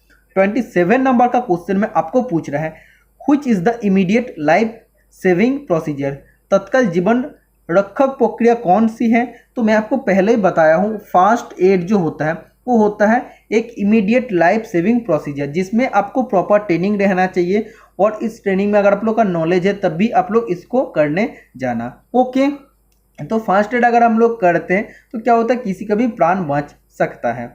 तो ये होता है इमीडिएट लाइफ सेविंग प्रोसीजर, क्योंकि किसी का अगर कोई भी इंसिडेंट, कोई भी दुर्घटना हो गया तो तुरंत हम लोग को हॉस्पिटल तो नहीं ले जा सकते हैं, और कंडीशन उतना अच्छा नहीं रहेगा तो हम लोग क्या करेंगे, तभी अगर हम लोग उसका तुरंत चिकित्सा कर पाते तो क्या होता है, वो पेशेंट के लिए अच्छा होता है। तो यही होता है फास्ट एड। ओके, मतलब जो हम लोग पहले चिकित्सा करते हैं, प्राथमिक जो चिकित्सा करते हैं वही होता है first aid. Next question number 28, what A denotes in ABC of first aid. First aid प्राथमिक चिकित्सा का जो ABC होता है, इसका ए का अर्थ क्या है। तो इसमें पढ़ सकते एयरवे, अटेंशन, अरेस्टिंग या एटमोस्फेयर। तो इसका राइट आंसर हो जाएगा एयरवे। तो प्राथमिक चिकित्सा मतलब आप लोग का कोई भी दुर्घटना अगर होता है तो सबसे पहले आपको देखना पड़ेगा उसका एयरवे ठीक ठाक हो रहा है कि नहीं, मतलब एयर पास, मतलब वायु ठीक ठाक पास उसमें से हो रहा है कि नहीं। ओके, क्योंकि कभी क्या होता है, जब भी कोई भी इंसिडेंट होता है तो उसमें उसका चॉकिंग हो जाता है, मतलब उसमें ऑब्स्ट्रक्शन होता है। उसका अगर जीभ उसका मुंह में मतलब बुरी तरीके से अगर फंस जाता है, या अगर कोई भी अदर फॉरेन बॉडी अगर उसके मुंह में फंस जाता है और जिसका कारण उसका सांस प्रोसेस अगर उसका वायु अच्छा से नहीं ले पाते तो क्या होता, उसका चॉकिंग हो जाता और उसके लिए उसका लाइफ वो खतरा हो जाता है। ओके, तो ए का मतलब ये होता है कि सबसे पहले ABC का मतलब होता है आपको देखना पड़ेगा कि उसका बॉडी में कहीं पे चॉकिंग हो रहा है, मतलब ऑब्स्ट्रक्शन हो रहा है कि नहीं, उसका जीभ ठीक ठाक है या उसका मुंह में कोई भी अदर कोई ऑब्जेक्ट गया कि नहीं। अगर उसका एयरवे ठीक ठाक है तो सबसे पहले कि वो ठीक है। उसका बाद आपको देखना पड़ेगा ABC। बी मतलब होता है ब्रीदिंग। ब्रीदिंग में क्या होता है, आपको देखना पड़ेगा पर्सन वो जो विक्टिम है वो ब्रीदिंग ले रहा है कि नहीं, मतलब सांस प्रश्वास वो ले रहा है कि नहीं। ओके, क्योंकि कभी कभी क्या होता है वो ब्रीदिंग भी बंद हो जाता है। तो इसके लिए अगर बंद हो जाता है, ब्रीदिंग अगर नहीं ले रहा है तो आपको आर्टिफिशियल रेस्पिरेशन का यूज़ करना पड़ेगा। ओके, एडमिनिस्टर आर्टिफिशियल रेस्पिरेशन का यूज़ करना है। तीसरा जो C मतलब क्या होता है, C मतलब होता है सर्कुलेशन। तो सर्कुलेशन क्या है, आपको देखना पड़ेगा उसका पल्स ठीक ठाक है कि नहीं। अगर उसका पल्स चल रहा है मतलब वो ऑलमोस्ट ठीक है। अगर पल्स उसका खो जाता है, उसका ठीक ठाक नहीं मिलता, तो आपको एडमिनिस्टर कार्डियोपल्मोनरी रिससिटेशन यूज़ करना पड़ेगा, मतलब CPR मेथड आपको यूज़ करना पड़ेगा। तो ए का मतलब होता है एयर, और दूसरा बी का मतलब होता है ब्रीदिंग, और सी का मतलब होता है सर्कुलेशन। सर्कुलेशन मतलब उसका ठीक ठाक पल्स चल रहा है कि नहीं। पल्स रेट अगर उसका कम लगता है कि धीरे धीरे पल्स रेट उसका कम होते जा रहा है, पल्स रेट आपको नहीं मिलता, तो आपको कार्डियोपल्मोनरी रिससिटेशन मतलब CPR मेथड फॉलो करना पड़ेगा। ओके, इसमें क्या होता है, इसमें आपको दोनों हाथ दे के उसका चेस्ट में आपको प्रेस करना पड़ता है। तो इसको भी करने के लिए प्रॉपर आपको टेक्निक होना चाहिए। नॉर्मल कोई भी आदमी आप कर नहीं सकते, जिसका प्रॉपर ट्रेनिंग और नॉलेज है वही कर सकते CPR। ओके, मतलब CPR का फुल फॉर्म भी आपको पूछा जाता है कार्डियोपल्मोनरी रिससिटेशन। ओके, तो ए का मतलब होता है airway. Next question number 29, what is the process of breaking down the material into organic compound and can be used as manure. Hindi में आप पढ़ सकते हैं कार्बनिक यौगिक में सामग्री को तोड़ने की प्रक्रिया क्या है और इसे खाद के रूप में इस्तेमाल किया जा सकता है। तो ये कौन सा प्रोसेस में होता है मैं आपको पहले ही बताया हूँ जब डिस्पोजल ऑफ वेस्ट मटेरियल का बात किया हूँ कि वेस्ट जो भी मटेरियल हो रहा है क्या क्या वेस्ट है वो भी मैं आपको बताया हूँ। तो उसको डिस्पोज करने का, निपटान करने का क्या उपाय होता है। तो सबसे पहले बोला रिसाइकलिंग, उसका बाद आपको लैंडफिल का बारे में भी मैं आपको समझाया हूँ, और तीसरा होता है बर्निंग द वेस्ट मटेरियल, मतलब जो वेस्ट मटेरियल होता है उसको बर्न कर देना, और चौथा होता है कॉम्पोस्टिंग।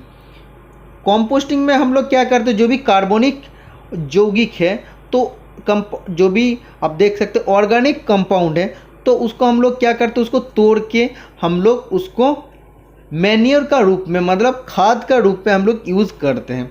तो इसको क्या बोलते हैं, इसको बोलते हैं कंपोस्टिंग प्रोसेस। ओके, तो जो भी ऑर्गेनिक कंपाउंड है मतलब कार्बनिक यौगिक है उसको हम लोग तोड़ के मैन्योर का रूप में, मतलब खाद का रूप में हम लोग ज़मीन में यूज़ करते हैं। तो ये प्रोसेस होता है कंपोस्टिंग प्रोसेस, और ये बहुत ही अच्छा प्रोसेस होता है, एक आप लोग बोल सकते हैं हेल्पफुल प्रोसेस होता है ज़मीन के लिए भी। ओके, तो लैंडफिल का बताया हूँ, रिसाइकलिंग बता दिया हूँ, कंपोस्टिंग इसका राइट आंसर हो जाएगा, और बर्निंग ऑफ वेस्ट मटेरियल मतलब उसको जस्ट जो वेस्ट मटेरियल है उसको बर्न कर देना। ओके, 30 नंबर का क्वेश्चन में आपको पूछ रहा है which type of rectangle make slope from the front towards back of the tool. तो इसमें आपको बताया जा रहा है कि कौन सा रेक्टेंगल स्लोप बनाते हैं टूल का फ्रंट से बैक का तरफ। तो अगर आप लोग टूल देखते हैं तो ऐसा जो भी आपका कटिंग टूल है, सिंगल पॉइंट कटिंग टूल है, तो इसका फ्रंट जो पोर्शन है फ्रंट से बैक का तरफ जो इसका एंगल होता है इसको क्या बोलते हैं, इस एंगल को हम लोग रेक एंगल कहते हैं। कौन सा रेक एंगल होता है, वो रेक एंगल होता है top rake angle. Okay, top rake angle या आप लोग और भी फ्रंट रेक एंगल भी बोलते हैं, समझ में आ गया है। तो इसमें क्या होता है आप देख सकते हैं, ये जो पोर्शन है जो स्लोप है, स्लोप कहाँ से हो रहा है, इधर से जहाँ से शुरू हो रहा है और उसका टूल का बैक का तरफ, ये जो एंगल होता है इसको हम लोग top rake angle, front rake angle कहते हैं। ओके, समझ में आ गया। साइड रेक एंगल क्या है वो समझाने के लिए आपको थोड़ा सा ड्राइंग करना पड़ेगा, तो और एक दिन क्वेश्चन में लेके आऊँगा, उसमें मैं साइड रेक एंगल भी मैं आपको बता दूंगा। वो क्या होता है, इस टाइप का होता है, और वो साइड में जो एंगल होता है, मतलब साइड इस टाइप का जो एंगल होता है, साइड में मैं आपको ड्राइंग देके तभी मैं समझा पाऊंगा। ठीक है, नेक्स्ट क्लास में मैं आपको बताऊंगा। 30 नंबर क्वेश्चन का राइट आंसर हो जाएगा option number D, positive top rake angle. Okay, next question number 31, what is the name of the operation carried out in turning to remove burr and sharpness from the edge of the component. मतलब कोई भी एक सोचो component है, उसका जो as है उसका किनारे में जो छोटा छोटा बार्स रहता है, और वो जो उसका जो तिकनाता होता है, मतलब वो जो बहुत ज़्यादा तिकना होता है, तो उसका कारण क्या होता है, हम लोग को चोट वगैरह लग सकता है। तो कंपोनेंट का उसका शार्पनेस को और उसका जो छोटा छोटा अनवांटेड पार्ट्स हैं वो बर्स को हटाने के लिए हम लोग टर्निंग करते टाइम कौन सा ऑपरेशन करते हैं। Option number A chamfering, option number B step turning, option number C plain turning, option number D grooving.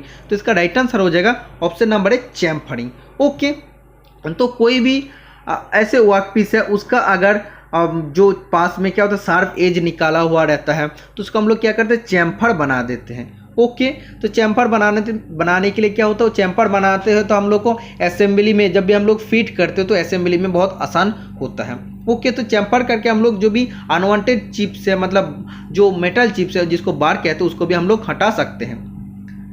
Next question number 32, find out the spindle speed for turning the 40 millimetre cast iron rod if the cutting speed is 15 metre per minute.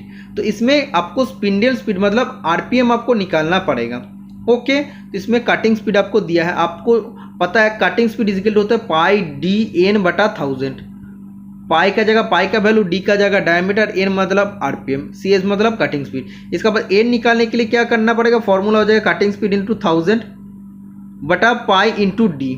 Okay, तो cutting speed कितना है 15 दिया है, और इसका बाद आपको 1000 से मल्टीपल करना है, नीचे आपका हो जाएगा 3.14 इंटू डी मतलब हो जाएगा 40। ओके, इसको कैलकुलेट करने के बाद राइट आंसर आ जाएगा 119.3। ओके, तो फॉर्मूला में आपको बता दिया हूँ, कभी आरपीएम से क्वेश्चन पूछता, कभी कटिंग स्पीड से क्वेश्चन पूछता, तो जस्ट इस पीडीएफ में टोटल एक ही क्वेश्चन मैं आपको बताया हूँ, इससे रिलेटेड और क्वेश्चन आप कभी रिपीट नहीं करूँगा, क्योंकि जस्ट इस पीडीएफ में वही क्वेश्चन रहेगा जो इम्पोर्टेंट है। जो एक बार मैं बता दूंगा उसको मैं दोबारा क्वेश्चन रिपीट नहीं करूँगा। ओके, कोशिश तो मैं वही करूँगा, एक दो क्वेश्चन शायद रिपीट हो सकता है। 33 नंबर का क्वेश्चन में पूछ रहे हैं what is the demerit of three jaw chuck. Three jaw chuck का डिसएडवांटेज क्या है, मतलब असुविधा क्या होता है। तो सबसे पहले जानना चाहिए थ्रीजा चक का दूसरा नाम क्या होता है। दूसरा नाम होता है यूनिवर्सल चक, या जिसको बोलते हैं सेल्फ सेंटरिंग चक। ओके, तो सेल्फ सेंटरिंग चक का मतलब क्या होता है, ऑटोमेटिकली सेंटरिंग हो जाता है, सेंटरिंग करने में ज़्यादा दिक्कत नहीं होता है। तो ये तो अगर आप लोग देखते हो ऑप्शन नंबर ए, तो थ्रीजा चक का सुविधा होता है, work can be set with easy, मतलब वर्क को हम लोग जल्दी जल्दी सेट कर सकते हैं और सेंटरिंग कर सकते हैं। ये तो इसका एडवांटेज होता है, लेकिन डिसएडवांटेज आपको निकालना है। Option number B, internal jaw and external jaw are available. इसका इंटरनल जॉ एक्सटर्नल जॉ दोनों अलग अलग होता है। ऑप्शन नंबर डी में बोला wide range of cylindrical and hexagon work can be held. जो बड़ा बड़ा साइज का सिलिंड्रिकल या हेक्सागोनल वर्क पीस है उसको भी होल्ड कर सकते हैं, ये भी सही है। लेकिन इसका जो दिया है एक्यूरेसी डिक्रीजेस, एक्यूरेसी एक कम हो जाता है। अगर ये हाथ से गिरता है और कहीं से वो गिर जाता है तो क्या होता है, उसका जो एक्यूरेसी होता है, इसका प्रॉपर्टी क्या रहता है, सेल्फ सेंटरिंग, मतलब ऑटोमेटिकली सेंटर हो जाता है। सेंटरिंग करना लेद मशीन का काम को सबसे ज़्यादा दिक्कत होता है, सेंटरिंग करने में इसका ज़्यादा टाइम लग जाता है। और ऐसे सेल्फ सेंटरिंग होता है, वो अगर हाथ से गिर जाता है तो क्या होता है, उसका एक्यूरेसी कम हो जाता है, मतलब तब सेंटरिंग करने में हम लोग को बहुत ज़्यादा टाइम लगता है। तो ये हाथ से गिरने पर इसका एक्यूरेसी कम हो जाता है, ये होता है इसका disadvantage. Option number C right answer हो जाएगा। इसको आप पढ़ सकते हिंदी में, काम आसानी से सेट किया जा सकता है। ऑप्शन नंबर बी, आंतरिक और बाहरी जबड़े उपलब्ध है। ऑप्शन नंबर सी, शुद्धता कम हो जाती है, तो जब हाथ से गिरता है तो क्या होता है, उसका एक्यूरेसी कम हो जाता है। ऑप्शन नंबर डी जो बोला बेलनाकार और जो षटकोणीय कार्य की विस्तृत श्रृंखला आयोजित किए जा सकते हैं, मतलब उसको होल्ड कर सकते हैं। Okay, next question number 34, what is the use of screw pitch gauge. Screw pitch gauge का व्यवहार क्या है, तो हम लोग इसका क्यों उपयोग करते हैं। तो इसका दो पर्पस होता है। सबसे पहला पर्पस होता है check the pitch of the thread. Thread का पिच को चेक करता है। पिच मतलब क्या होता है, जो भी एक थ्रेड है उसका एक पॉइंट से, थ्रेड का एक पॉइंट से जिसका एडजस्टमेंट पॉइंट होता है, उसका बीच का जो डिस्टेंस होता है उसको बोलते हैं पिच। उसको चेक करने के लिए हम लोग स्क्रू पिच गेज का यूज करते हैं। और गेज मतलब क्या होता है, वो चेक करता है, वो कभी मेजर नहीं कर पाता। ओके, और दूसरा क्या करता है, it can also be use for compare the profile of the thread, मतलब थ्रेड का प्रोफाइल को भी वो कंपेयर कर सकता है। ओके, कि वो किस फॉर्म में है किस फॉर्म में नहीं है, तो प्रोफाइल ऑफ थ्रेड को भी वो कंपेयर कर सकता है। लेकिन ऑप्शन के हिसाब से राइट आंसर हो जाएगा check the pitch of the thread. Okay, screw pitch gauge का रेंज आपको क्वेश्चन पूछे जाता है सीबीटी एग्जामिनेशन में, बहुत इंपॉर्टेंट है। स्क्रू पिच गेज का रेंज होता है 0.35 मिलीमीटर से 5 मिलीमीटर तक इसका पिच रेंज होता है। 0.35 मिलीमीटर से 5 मिलीमीटर तक स्क्रू पिच गेज का रेंज होता है। इससे क्वेश्चन पूछा जाता है, बहुत बार पूछा है। और ये बनता किस मटेरियल से, देखो इसका इसमें ये set of number of blades रहता है, मतलब बहुत सारा इसका ब्लेड रहता है। ब्लेड का क्या होता है, ब्लेड अलग अलग साइज का होता है, अलग अलग वो क्या करता है, पिच को वो चेक करता है। और ये सब ब्लेड बनता किस मटेरियल से, स्प्रिंग स्टील शीट से बनता है। थीन स्प्रिंग स्टील शीट से बनता है, और जो बहुत ज़्यादा हार्डेंड होता है। ओके, समझ में आ गया। 35 नंबर का क्वेश्चन में आपको पूछ रहा है what is the purpose of back gear unit in lathe machine. Lathe machine में बैक गियर यूनिट का क्या उद्देश्य है। तो लेद मशीन में बैक गियर यूनिट हम लोग यूज करते हैं कोन पुली, स्टेप्ड कोन पुली जब भी रहता है, स्टेप्ड कोन पुली ड्राइव में हम लोग बैक गियर यूनिट का इस्तेमाल करते हैं। तो इसका इस्तेमाल करके क्या कर सकते हैं, रिड्यूस द स्पिंडल स्पीड, धुरी की गति कम करे। Option number B, increase the spindle speed, धुरी का गति ज़्यादा करे। Option number C, quick change spindle speed, मतलब त्वरित परिवर्तन धुरी गति। Option number D, to avoid abnormal impact on spindle, धुरी पर असमान प्रभाव से बचने के लिए। तो इसका राइट आंसर हो जाएगा स्पिंडल स्पीड को कम करने के लिए। ऑप्शन नंबर ए राइट आंसर हो जाएगा, धुरी का स्पीड को हम लोग कम करते हैं। तो देखो हम लोग जब ऑपरेशन करते हैं थ्रेड कटिंग, तो क्वेश्चन आपको पूछे जाते हैं कि कौन सा लेद ऑपरेशन में सबसे कम उसका स्पिंडल स्पीड होना चाहिए, तो होता है थ्रेड कटिंग में। ओके, उसका बाद क्या होता है, थ्रेड कटिंग सबसे कम स्पिंडल स्पीड का ज़रूरत पड़ता है। और अगर नार्लिंग बोलता है तो नार्लिंग के लिए कितना स्पीड का ज़रूरत पड़ता है, 1/3 of turning speed. Turning speed अब अगर हम लोग 90 मीटर पर मिनट में करते तो नार्लिंग के लिए क्या हो जाएगा, 1/3 इंटू 90 मतलब 30 मीटर पर मिनट में उसका स्पिंडल स्पीड होना चाहिए। और थ्रेड कटिंग में उसका स्पिंडल स्पीड सबसे कम होना चाहिए। तो स्पिंडल स्पीड को बहुत कम करने के लिए हम लोग स्टेप्ड कोन पुली ड्राइव में हम लोग बैक गियर यूनिट मैकेनिज्म का यूज़ करते हैं। जब भी बैक गियर मैकेनिज्म यूनिट का यूज़ करेंगे तो उसमें क्या होता है, सोचो 4 स्टेप्ड कोन पुली है तो उसमें हम लोग को तो नॉर्मली कितना मिलता है, हम लोग को 4 स्टेप्ड कोन पुली है तो उसमें तो हम लोग को 4 टाइप का अलग अलग स्पिंडल स्पीड मिलता है। और जब भी बैक गियर मैकेनिज्म इसमें ऐड होता है तो और डबल हो जाता है। तो 4 तो हम लोग को डायरेक्ट मिलता है और बैक गियर में दे के हम लोग और 4 स्पिंडल स्पीड जो बहुत ज़्यादा स्लो होता है वो भी हम लोग निकाल सकते हैं, वो भी हम लोग कर सकते हैं। तो और भी ज़्यादा हम लोग और भी कम हम लोग को स्पिंडल स्पीड देखने को मिलता है बैक गियर मैकेनिज्म यूज़ करके। ओके, तो जब भी हम लोग स्टेप्ड कोन पुली यूज़ करते हैं तो उससे 4 तो हम लोग को डायरेक्ट हम लोग को स्पिंडल स्पीड मिलता है 4 टाइप का। और बैक गियर मैकेनिज्म का कारण क्या होता है, और 4 इनडायरेक्ट हम लोग को स्पिंडल स्पीड मिलता है जो बहुत ज़्यादा कम होता है क्योंकि बैक गियर मैकेनिज्म का काम ही होता है स्पिंडल स्पीड को कम करना। टोटल 8 टाइप ऑफ स्पीड आपको देखने को मिलता है। ओके, 36 नंबर का क्वेश्चन में आपको पूछे जा रहा है what is the range of the pitch that can be measured by the screw thread micrometer. Screw thread micrometer का मदद से किस रेंज का पिच तक उसको मेजर कर सकते। इसमें माइक्रोमीटर बोल रहा है, स्क्रू थ्रेड माइक्रोमीटर, इसीलिए इसका वर्ड क्या यूज हो रहा है, मेजर, मतलब स्क्रू थ्रेड माइक्रोमीटर पिच को मेजर कर सकते हो। तो कितना रेंज ऑफ पिच को मेजर कर सकते हैं, ऑप्शन आप चेक कर सकते हैं, हिंदी में भी आप पढ़ सकते हैं। पिच की रेंज क्या है जिसे स्क्रू थ्रेड माइक्रोमीटर द्वारा मापा जा सकता है। Option number A 0.01 to 0.5 millimetre, option number B 0.02 to 0.35 millimetre, option number C 0.25 to 3.5 millimetre, option number D 0.5 to 5 millimetre. तो इसका राइट आंसर हो जाएगा option number C 0.25 to 3.5 millimetre. तो इतना रेंज ऑफ पिच को स्क्रू थ्रेड माइक्रोमीटर का मदद से हम लोग मेजर कर सकते हैं, 0.25 टू 3.5 मिलीमीटर पिच। ओके, और स्क्रू थ्रेड माइक्रोमीटर क्या करता है, उसका इफेक्टिव डायमीटर या पिच डायमीटर, कुछ स्टूडेंट बोलते हैं स्क्रू थ्रेड माइक्रोमीटर तो सिर्फ पिच डायमीटर को मेजर करते हैं, तो एक गलत बात है। पिच डायमीटर और इफेक्टिव डायमीटर दोनों सेम है, ये चीज़ आपको जानना चाहिए। ओके, 37 नंबर का क्वेश्चन में आपको पूछ रहा है which scraper is used to scrape small diameter hole and dividing edges of whole.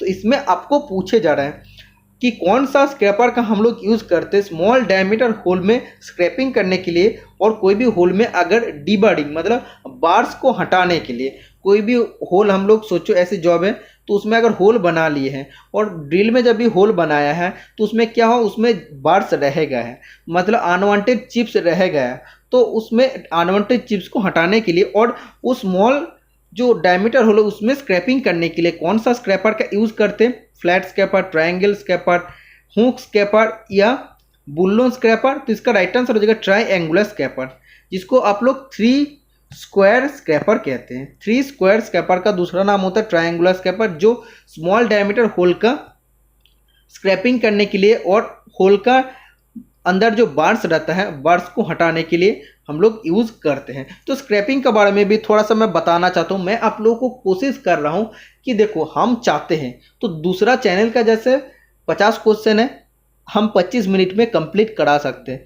क्यों मैं 50 क्वेश्चन को इतना ज़्यादा टाइम लगा रहा हूँ, उसका साथ बहुत सारा इंपॉर्टेंट पॉइंट मैं आपको बता के चलूँ। तो नॉट ओनली 50 क्वेश्चन, एक क्लास अगर आप लोगों को 50 क्वेश्चन मिलेगा तो थोड़ी ना आपको चलेगा, तो आपको और भी कुछ सीखना चाहिए, इसका पूरा टॉपिक को क्लियर करना चाहिए। इसलिए मैं उसका रिलेटेड क्वेश्चन भी आपको बता देता हूँ, चाहे आप लोगों का रिविजन भी हो जाए और जिसको पता नहीं उसको पता भी चल जाए।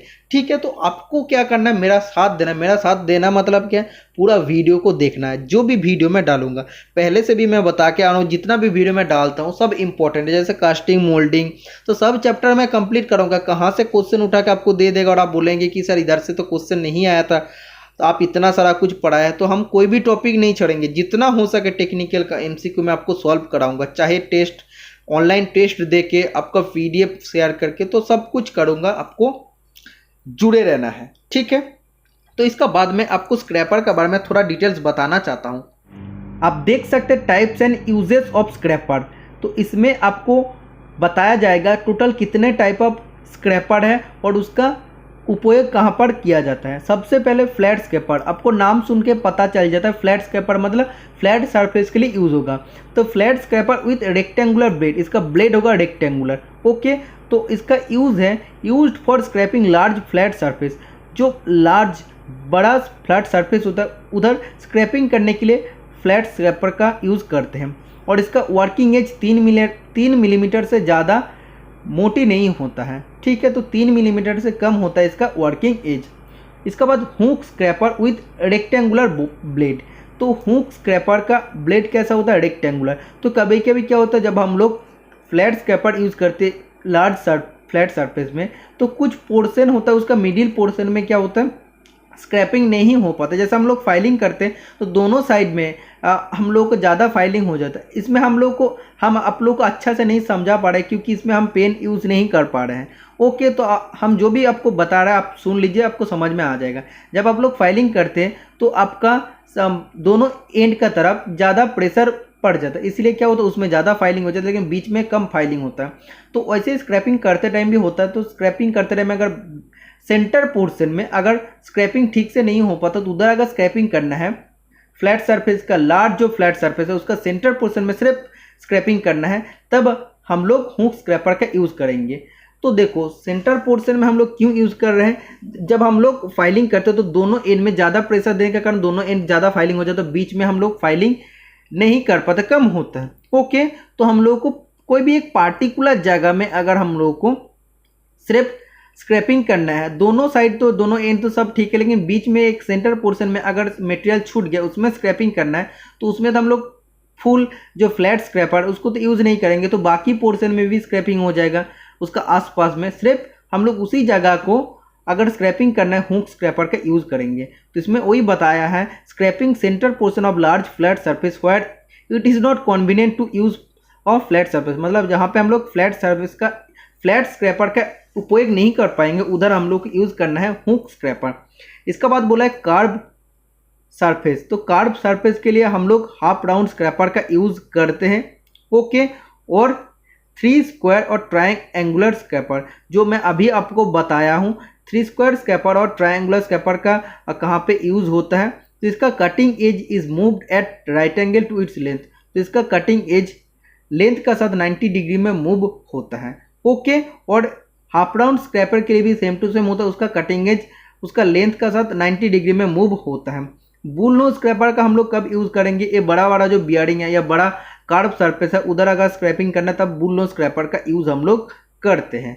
ओके, तो इसमें बोल रहे हैं कि और with longitudinal movement of flat scraper. तो इसमें क्या होता है, it can use two way either circumferential movement of A flat scraper, मतलब फ्लैट स्क्रैपर का जैसे हम लोग उसको सर्कमफ्रेंशियल मूवमेंट कर सकते हैं उसका सर्कमफ्रेंस का तरफ, और उसको हम लोग लॉन्गिट्यूडिनल में भी मूव कर सकते हैं। ओके, तो यही सब आप लोग का स्क्रैपर होता है जो मैं आपको बताया हूँ। इसके बाद मैं आपको क्वेश्चन में लेके चलता हूँ।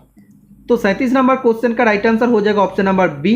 Next question number 38, what is used for filing narrow groove and angle above 10 degree.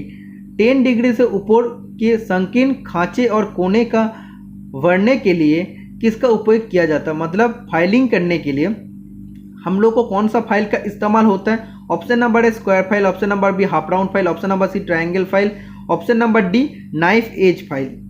जो नाइफ एज फाइल होता है उसका एंगल होता है 10 डिग्री। तो 10 डिग्री से ऊपर अगर हम लोग को कोई भी नैरो खांचे है, नैरो स्लॉट है, तो उसको अगर फाइलिंग करना पड़ता तो हम लोग नाइफ एज फाइल का इस्तेमाल करते हैं। ओके, स्क्वायर फाइल मतलब कोई भी रेक्टेंगल या स्क्वायर स्लॉट उधर फाइलिंग करने के लिए। हाफ राउंड मतलब कोई भी जगह में अगर उसका हाफ राउंड या राउंड टाइप का आपको शेप देना उधर हम लोग हाफ राउंड फाइल का इस्तेमाल करेंगे। और ट्रायंगल फाइल का क्या होता है, उसका भी एंगल होता है 60 डिग्री। ओके, तो 60 डिग्री तो ऊपर वाला एंगल का वो फाइलिंग करने के लिए यूज होता है। Next question number 39, which among the following is the lightest metal. निम्नलिखित में से कौन सा सबसे हल्की धातु है। तो आप देख सकते कैसे हम इस पेपर को टोटल मेंटेन कर रहे हैं। इसमें इजी क्वेश्चन भी है, हार्ड क्वेश्चन भी है, तो ये सब मिक्स करके मैं इस पेपर को, इस पीडीएफ को आप लोगों के लिए बना रहा हूँ। तो इनमें से सबसे हल्की धातु कौन सा, लीड तो अच्छा उसका वेट होता है, क्योंकि उसका अगर बात करते हैं स्पेसिफिक ग्रेविटी ऑलमोस्ट 9 का आसपास होता है। टीन, एल्यूमिनियम, कॉपर, तो एल्यूमिनियम का स्पेसिफिक ग्रेविटी सबसे कम होता है 2.7, इसलिए एल्यूमिनियम सबसे हल्की धातु होती है। ठीक है, तो जिसका स्पेसिफिक ग्रेविटी कम है वो सबसे हल्के होते हैं। ओके, तो इसमें से आपको पता चलता है क्या, अगर आप लोगों को क्वेश्चन आता है लीड का मेल्टिंग पॉइंट क्या होता है 419 डिग्री सेंटीग्रेड, टीन का होता है 232 डिग्री सेंटीग्रेड, कॉपर का अगर आपको पूछेगा 1159 डिग्री होता है। ओके, और एल्यूमिनियम का अगर पूछेगा तो इसका राइट आंसर हो जाएगा 660 डिग्री सेंटीग्रेड। ओके, समझ में आ गया है। तो सॉरी, इसमें जो कॉपर का मेल्टिंग पॉइंट मैं बताया हूँ ये गलत है, 1085 डिग्री होगा। सॉरी, 1085 डिग्री सेंटीग्रेड कॉपर का मेल्टिंग पॉइंट होता है। कॉपर का और क्या होता है, मेलाचाइट होता है। एल्यूमिनियम का आयस का मतलब और क्या होता है, बॉक्साइट होता है। टीन का और होता है टीन स्टोन या कैसिटरेट, और लीड का होता है गैलेना। ठीक है, तो इसका रिलेटेड जितना भी क्वेश्चन होता है आप देख सकते हैं कितना मैं डिस्कशन कर दिया हूँ। Carbon content in cold chisel is, cold chisel में कितने परसेंटेज कार्बन रहते हैं, ठंडी छेनी में कार्बन की मात्रा डैश होती है। तो आपको जानना चाहिए 2 टाइप का चीजेल होता है, एक होता है हॉट चीजेल जो फोर्जिंग शॉप में हम लोग यूज़ करते हैं, और दूसरा होता है कोल्ड चीजेल जो फिटर लोग यूज़ करते हैं नॉर्मल वर्कशॉप में। ओके, तो कोल्ड चीजेल बनता है किस मेटेरियल से, हाई कार्बन स्टील से बनता है। और अगर बोलेगा तो क्रोम वेनेडियम स्टील से भी बनता है, दोनों मटेरियल से बनता है। तो हाई कार्बन स्टील, तो हाई कार्बन स्टील का रेंज क्या होता है, कार्बन परसेंटेज का रेंज होता है 0.75 से 1.5 तक। तो मतलब इसका बीच में इसका तो होना पड़ेगा कार्बन परसेंटेज, क्योंकि इसमें बोला है हाई कार्बन स्टील से कोल्ड चीजेल बनता है। तो इसका राइट आंसर हो जाएगा 1 से 1.2% तक कार्बन। तो option number C right answer हो जाएगा, कोल्ड चीजेल में 1 से 1.2% तक कार्बन होता है। समझ में आ गया है।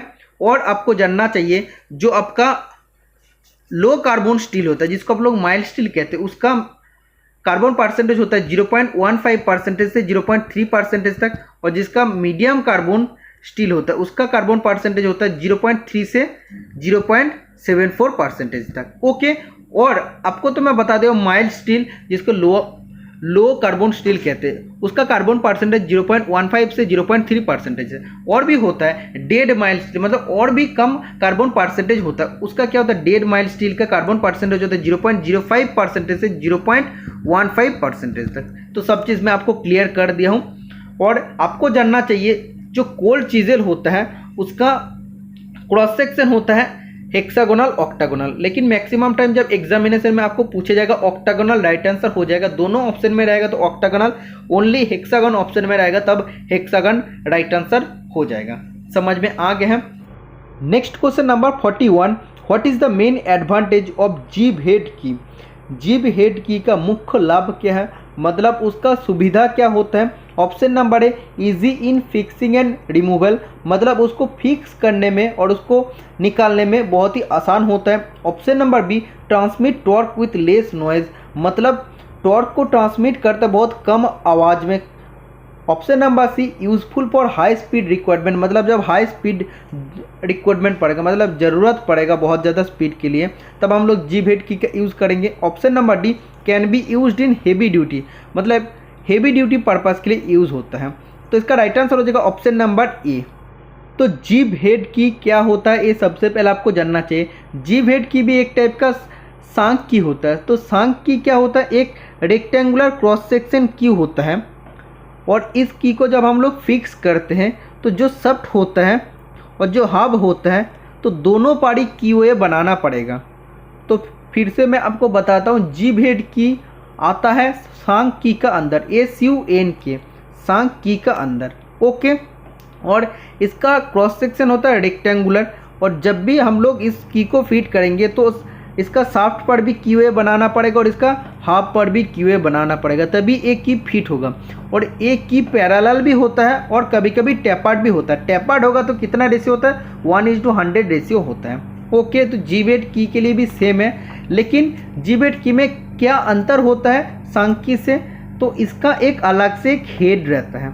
ओके, ये अगर की है तो एक अलग जो हेड रहता है, तो इसका मदद से हम लोग क्या कर सकते हैं, सफ्ट और हाफ का बीच में जब हम लोग की को लगाते हैं तो ये अगर हेड रहेगा तो हेड को हम लोग पकड़ के क्या करेंगे, जल्दी उसको निकाल भी सकते हैं, उसको हम लोग फिक्स भी कर सकते हैं। ओके, तो this gib head key is use to assist in fixing and removing the key, मतलब इस जीवेट की क्या मदद करता है, की को फिक्स करने में और उसको की को निकालने में। ठीक है, तो ये जीवेट की का यही मतलब होता है। Next question number 42, why the melting point of bearing material should be lower than that of the shaft. Bearing सामग्री का गलनांक शाफ्ट के गलनांक से कम क्यों होना चाहिए। तो आप लोग को जानना चाहिए, कभी कभी जब बियरिंग को हम लोग शाफ्ट पर माउंट करते हैं तो बियरिंग को हम लोग गर्म करते हैं, तो शाफ्ट का अगर मेल्टिंग पॉइंट बियरिंग से कम होगा तो बियरिंग का जो गर्म किए है तो ये क्या होगा, हीट ट्रांसफर इधर भी कर देगा शाफ्ट में, तो क्या होगा, शाफ्ट को पिघाल देगा, क्योंकि बियरिंग मटेरियल से इसका मेल्टिंग पॉइंट कम है तो शाफ्ट को पिघल जाएगा, तो ये असेंबली ठीक नहीं हो पाएगा। लेकिन इसीलिए हम लोग क्या करते हैं, तो ये जो बियरिंग मटेरियल होता है उसका टेम्परेचर, उसका मेल्टिंग पॉइंट को हम लोग कम रखते हैं, तो कम टेम्परेचर में मेल्टिंग पॉइंट रहने वाला जो भी बियरिंग मटेरियल है उसका हम लोग यूज़ करते हैं। इसीलिए जब भी हम लोग बियरिंग को माउंट करते हैं तो शाफ्ट का जो मेल्टिंग पॉइंट होता है उससे मेल्टिंग पॉइंट कम होता है बियरिंग मटेरियल का। समझ में आ गया है, तो इसका राइट आंसर क्या हो जाएगा, इट प्रिवेंट शाफ्ट सीजर, मतलब शाफ्ट को खराब होने से उसको बचाता है। अगर उसका टेम्परेचर ज़्यादा हो जाएगा बियरिंग मटेरियल का, तो बियरिंग मटेरियल को जब हम लोग हीट करेंगे तो उसका हीट ट्रांसफर हो जाएगा शाफ्ट में, तो शाफ्ट को भी वो पिघाल देगा, वो खराब कर देगा, वो शाफ्ट क्या हो जाएगा, वो डिस्टॉर्शन हो जाएगा, वो ठीक ठाक उसमें असेंबली नहीं हो पाएगा। ऑप्शन नंबर बी भी आप देख सकते हैं, it prevents damage to the bearing, मतलब बियरिंग का डैमेज से वो बचाता है। Option number C, it allows the bearing to run efficiently, मतलब बियरिंग को ठीक से चलने के लिए वो, मतलब स्मूथली चलने के लिए मदद करता है। Option number D, it prevents the thermal expansion of shaft, मतलब ये थर्मल एक्सपेंशन ऑफ शाफ्ट को वो प्रतिरोध करता है। तो इसका राइट आंसर क्या हो जाएगा, it prevents the shaft seizure, मतलब शाफ्ट को क्या करता है, उसको सीज करने से उसको रोकता है, मतलब खराब करने से उसको रोकता है। Next question number 43, what is the maximum swiveling angle of the compound rest in the lathe machine. Lathe machine का जो कंपाउंड रेस्ट होता है उसका मैक्सिमम स्विवेलिंग एंगल कितना डिग्री होता है। ऑप्शन आप चेक कर सकते हैं। लेथ मशीन में कंपाउंड रेस्ट का अधिकतम स्विवेलिंग कोण कितने होते हैं, 90 डिग्री, 180 डिग्री, 220 डिग्री, 360 डिग्री। तो इसका राइट आंसर हो जाएगा ऑप्शन नंबर डी, 360 डिग्री। तो आपको जानना चाहिए, लेथ मशीन का एक पार्ट होता है कैरेज। कैरेज दो पार्ट से बनते हैं, एक होता है एप्रॉन पार्ट, जो साइड वाला पार्ट है एप्रॉन पार्ट, और जो उसका टॉप वाला पार्ट होता है एच शेप का, तो ये पार्ट को बोलते हैं हम लोग सैडल। सैडल का ऊपर क्या रहता है, क्रॉस स्लाइड रहता है, क्रॉस स्लाइड का ऊपर रहता है कंपाउंड रेस्ट। ओके, और कंपाउंड रेस्ट का ऊपर क्या रहता है, कंपाउंड रेस्ट का ऊपर होता है टॉप स्लाइड। टॉप स्लाइड का ऊपर हम लोग लगाते हैं टूल पोस्ट को, ठीक है, जहाँ पे टूल हम लोग फिक्स करते हैं टूल पोस्ट में। समझ में आ गया एक एक चीज़ को किसका ऊपर क्या है। 44 नंबर का क्वेश्चन में आपको पूछे जा रहा है, ये sine bar is made out of, एक साइन बार डैश से बना होता है, तो एक साइन बार बनता है। ऑप्शन नंबर है nickel steel, high speed steel, high carbon steel, chromium corrosion resistant steel. तो इसका राइट आंसर हो जाएगा स्टेबिलाइज क्रोमियम स्टील। तो एक्चुअली स्टेबिलाइज क्रोमियम स्टील होता है, तो ऑप्शन में क्रोमियम कोरोजन रेजिस्टेंट स्टील है, तो ये भी राइट आंसर हो जाएगा।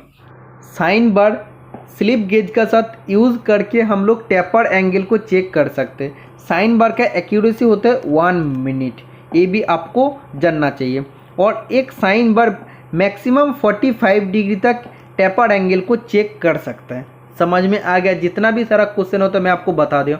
और एक क्वेश्चन होता है, साइन बार का बीच में क्यों होल दिया जाता है, 4-5 होल क्यों दिया जाता है।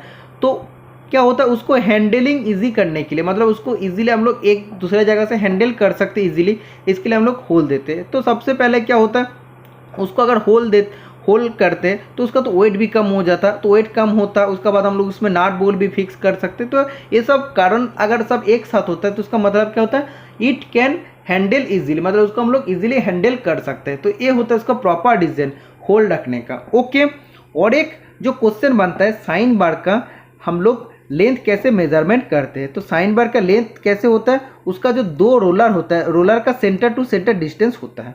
समझ में आ गया। और इसका स्टैंडर्ड साइज क्या होता है, 100, 200, 250 और 500। समझ में आ गया, 100, 200, 250 और 500 मिलीमीटर इसका स्टैंडर्ड साइज होता है। तो साइन बार से जितना भी क्वेश्चन होता है मैं आपको बता दूं, इससे बाहर कोई भी साइन बार से क्वेश्चन नहीं पूछता है। और साइन बार में कौन सा एंगल होता है? साइन थीटा एंगल होता है। 45 नंबर का क्वेश्चन में आपको पूछ रहे हैं the process of enlarging the end of a hole for accommodating socket head screw is. तो सॉकेट हेड स्क्रू को समायोजित करने के लिए एक छेद के सिरे को बड़ा करने के लिए जो प्रक्रिया होता है उसको क्या कहते हैं? तो देखो, कोई भी एक जॉब है, उसमें पहले से होल है, तो उसका फ्रंट पोर्शन को हम लोग क्या करते हैं? बड़ा करते हैं। क्यों करते हैं? उसमें सॉकेट हेड स्क्रू को स्थान देने के लिए, समायोजित करने के लिए। तो ये जो प्रोसेस होता है, इस प्रोसेस को क्या कहते हैं? Rhyming, spot fishing, counter boring या काउंटर सिंकिंग। तो इसका राइट आंसर हो जाएगा counter boring. Okay, next question आप देख सकते हैं appropriate tool used for spot facing operation is. Spot facing operation के लिए उपयोग किए जाने वाला उपयुक्त उपकरण है। तो स्पॉट फेसिंग ऑपरेशन क्या होता है? जैसे काउंटर बोरिंग टूल मैं बोला हूँ, काउंटर बोरिंग टूल का मदद से हम लोग स्पॉट फेसिंग भी कर सकते हैं।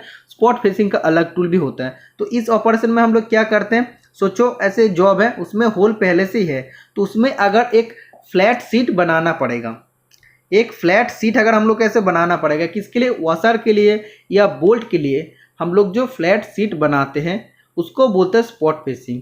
तो जो टूल यूज़ करके हम लोग होल का फ्रंट पोर्शन में हम लोग क्या करते हैं? एक फ्लैट सीट बनाते हैं वॉशर और बोल्ट को सहायता देने के लिए, तब उस ऑपरेशन को क्या कहते हैं? उस ऑपरेशन के स्पॉट फेसिंग कहते हैं। और इसके लिए जो स्पेशल टूल यूज़ होता है fly cutter, fly cutter milling machine में यूज़ होता है।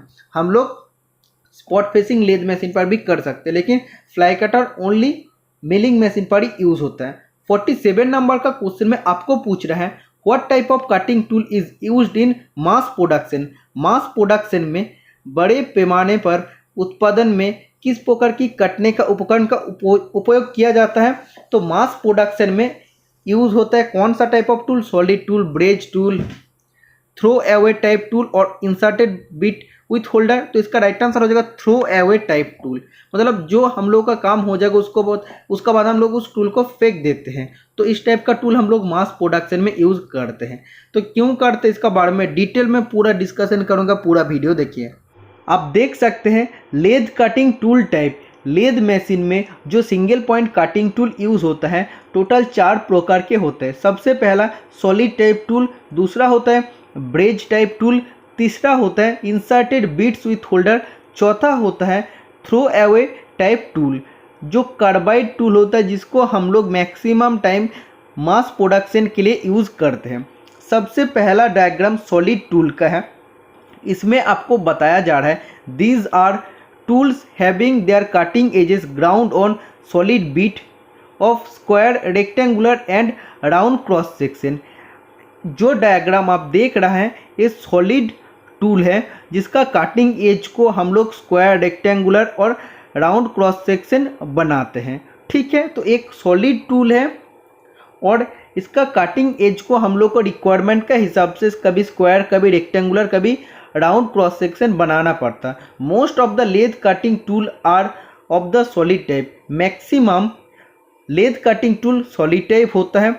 High carbon steel and high speed steel tool are used. मतलब मैक्सिमम टाइम हम लोग हाई कार्बन स्टील का टूल और हाई स्पीड स्टील का टूल हम लोग यूज़ करते हैं जो सॉलिड टाइप टूल होता है। The length and the cross section of the tool depends upon the capacity of the machine, the type of tool post and the nature of the operation. तो इसमें आपको बताया जा रहा है कि टूल का लेंथ और इसका क्रॉस सेक्शन कितना होगा। क्रॉस सेक्शन मोटा होगा या कम होगा, या उसका लेंथ बड़ा होगा या छोटा होगा, ये सब कुछ किसका ऊपर डिपेंड करता है? मशीन का कैपेसिटी का ऊपर, टूल पोस्ट का टाइप का ऊपर, किस टाइप का टूल पोस्ट है और किस टाइप का ऑपरेशन कर रहे हैं उसका ऊपर डिपेंड करता है। तो सॉलिड टूल मतलब क्या है? एक सॉलिड कोई भी मटेरियल से बनता है, सिर्फ एक ही मटेरियल से बनता है। अगर हाई स्पीड स्टील से बनेगा तो हाई स्पीड स्टील, अगर हाई कार्बन स्टील से बनेगा तो हाई कार्बन स्टील से प्योर बनेगा, जिसका कटिंग एज को कभी स्क्वायर, रेक्टेंगुलर, कभी राउंड सेक्शन हम लोग बनाते हैं। ओके, और इसको हम लोग मैक्सिमम टाइम लेथ ऑपरेशन में हम लोग यूज़ करते हैं। ओके। दूसरा आता है इंसर्टेड बीट विथ होल्डर, मतलब इसका जो बीट है इसको हम लोग इंसर्ट करते हैं होल्डर में। तो आप देख सकते हैं ये टूल होल्डर है, उसमें फ्रंट पोर्शन में आप देख सकते हैं टूल बीट को हम लोग इंसर्ट कर रहे हैं, उसका अंदर डाल रहा है और उसका बाद ऊपर से जो नाट है उसको हम लोग टाइट करते हैं। तो वो क्या करता है, नाट टूल को होल्ड करता है। ठीक है, जो इंसर्ट बीट है, जो बीट को वो होल्ड करता है। इसमें आपको बताया जा रहा है solid high speed steel tools are costly, मतलब सॉलिड एचएसएस टूल कॉस्टली होता है, महंगा होता है। इसीलिए हम लोग क्या करता है एचएसएस टूल का सिर्फ बीट हम लोग यूज़ करते हैं, बाकी जो पोर्शन है वो हम लोग नॉर्मल मटेरियल से रख देते हैं। सोचो वो कास्ट आयरन है तो उसको हम लोग कास्ट आयरन में रहने देते हैं, लेकिन उसका जो सिर्फ कटिंग पोर्शन होता है तो उसको हम लोग सिर्फ इंसर्ट बीट का हिसाब से हम लोग उसको सिर्फ लगाते हैं होल्डर में। Okay, this bits are small in size, ये बीट जो होता है साइज में स्मॉल होता है, छोटा सा होता है, are inserted in the holder of the holes of the holder, मतलब होल्डर का होल्स में हम लोग उसको इंसर्ट करते उसको डालते हैं। This holder are held and clamped in the tool post to carry out the operation. तो इसमें क्या करते हैं, होल्डर उसको क्लैम्प करता है और ऑपरेशन को परफॉर्म करता है। और इसका क्या डिसएडवांटेज होता है, असुविधा क्या होता है, इस टाइप ऑफ अगर टूल यूज़ करते हैं तो इसका जो टूल का जो रिजिडिटी कम होता है, क्योंकि सिर्फ जो पोर्शन है, सिर्फ जो कटिंग पोर्शन है वो बीट पोर्शन सिर्फ क्या होता है छोटा सा होता है और उसको क्लैम्प करके सिर्फ एक ही नाट रखता है। इसीलिए क्या होता है उसका रिजिडिटी बहुत कम होता है, टूल का रिजिडिटी बहुत कम होता है। इसमें हम लोग हेवी ड्यूटी ऑपरेशन कर नहीं सकते हैं। ठीक है, तो the rigidity of the tool is very poor. Okay, इसका बाद आपको जानना पड़ेगा ब्रेज टूल। ब्रेज टूल में क्या होता है, ये जो शैंक है उसमें सिर्फ टिप वाला पोर्शन में हम लोग ब्रेजिंग करके ज्वाइन कर देते हैं। तो इसमें आपको बताया जा रहा है this tools are made up of two different material, मतलब ये जो टूल है दो अलग मेटेरियल से बनता है, शैंक वाला पोर्शन अलग है और टिप वाला पोर्शन अलग है। The cutting portion of this tool are of cutting tool material, मतलब जो कटिंग पोर्शन है जिसको आप बोलते कि टिप है, तो वो वाला पोर्शन सिर्फ कटिंग मटेरियल से बनता है। But and the body of the tool do not process any cutting ability, but उसका जो बॉडी है शैंक वाला पोर्शन है वो क्या होता है, उसका तो कि कटने का एबिलिटी रहना नहीं चाहिए, सिर्फ उसका कटिंग जो टिप है वो सिर्फ कटेगा। ओके, तो इसलिए क्या होता है उसका जो बाकी जो शैंक पोर्शन है वो नॉर्मल होता है और टफ होता है। तो tungsten carbide tool are mostly of the ब्रेज type, जो टंगस्टन कार्बाइड टूल होता है वो ब्रेज टाइप होता है, मतलब शैंक अलग अलग मटेरियल का, और उसका जो टिप होता है या बीट होता है वो क्या होता है टंगस्टन कार्बाइड का होता है। तो tungsten carbide bit of square, rectangular और triangle shape are braze to the tip of the shank. तो आप देख सकते हैं जो शैंक है उसका फ्रंट वाला पोर्शन में क्या करते हैं हम लोगों को जैसे ज़रूरत है स्क्वायर, रेक्टेंगुलर, ट्रायंगुलर, जो भी शेप का आप लोग को बीट है उसको हम लोग उधर ब्रेजिंग कर देते हैं। ओके, इसीलिए इस टूल का नाम क्या है, ब्रेज टूल। और the tip of the shank metal pieces are machined on the top surface according to the shape of that fit so easy accommodate the carbide tip, मतलब इसमें आपको बताया जा रहा है कि शैंक पोर्शन को बहुत ही अच्छा से मैशिनिंग किया जाता है और उसका टिप पोर्शन को ऐसे करते हैं कि वो जो कार्बाइड टिप है, कार्बाइड जो बीट है उसको हम लोग उस जगह में इजीली फिट कर सकते हैं और उसको हम लोग ब्रेजिंग कर सकते हैं। दिस टूल्स आर इकोनॉमिकल, ये बहुत सस्ता होता है क्योंकि बाकी जो पोर्शन है शैंक वाला पोर्शन है हम लोग कास्ट आयरन का भी यूज़ कर सकते हैं, लेकिन उसका जो फ्रंट वाला पोर्शन है सिर्फ वही कटिंग मटेरियल से बनते हैं, टंगस्टन कार्बाइड से बनते हैं। ओके, और गिव बेटर रिजिडिटी, क्योंकि इसमें बेटर रिजिडिटी भी देता है। और ब्रेजिंग क्या होता है, ब्रेजिंग आप लोगों का आ जाता है एक परमानेंट फास्टनर का अंदर आता है और परमानेंट फास्टनर इसलिए इसका रिजिडिटी भी बहुत अच्छा आपको मिलता है। किसका कंपैरिजन में, इंसर्टेड बीट जो मैं अभी आपको बताया हूँ इंसर्टेड बीट विथ होल्डर है उससे कंपैरिजन में क्या होता है इसका स्ट्रेंथ ज़्यादा होता है। This is applicable to high speed steel braze tool also, कभी कभी हम लोग high speed steel HSS braze tool भी यूज़ कर सकते हैं। ओके, तो ये क्या होता है सस्ता होता है, सिर्फ हम लोग उसका बीट वाला पोर्शन ब्रेजिंग करके लगा देते हैं, बाकी दूसरा मेटल जो होता है बाकी वाला जो शैंक पोर्शन है वो दूसरा मेटेरियल से बनता है। इसके बाद थ्रो अवे टाइप टूल, तो इतना डिस्कशन मैं क्यों कर रहा हूँ, देखो एक एक टॉपिक को मैं इसमें उठाया हूँ, उसका रिलेटेड क्वेश्चन को अगर डिस्कशन करूँगा तो आपको क्या जल्दी सिलेबस कवर हो जाएगा। इसमें अगर सिर्फ मैं आपको बताता थ्रो अवे टाइप टूल तो उसमें ऑप्शन का क्वेश्चन का आंसर अगर ओनली बता देते तो आपको इतना समझ में नहीं आता जितना मैं अभी आपको समझा रहा हूँ ड्राइंग देख के। इसका बाद आप देख सकते हैं थ्रो अवे टाइप टूल। इसमें क्या होता है, इसमें ऊपर से एक नाट है जो आपको क्लैम्प कर रहा है और कार्बाइड इंसर्ट आपको देना है। तो पढ़ेंगे तो आपको समझ में आ जाएगा थ्रो अवे टाइप टूल।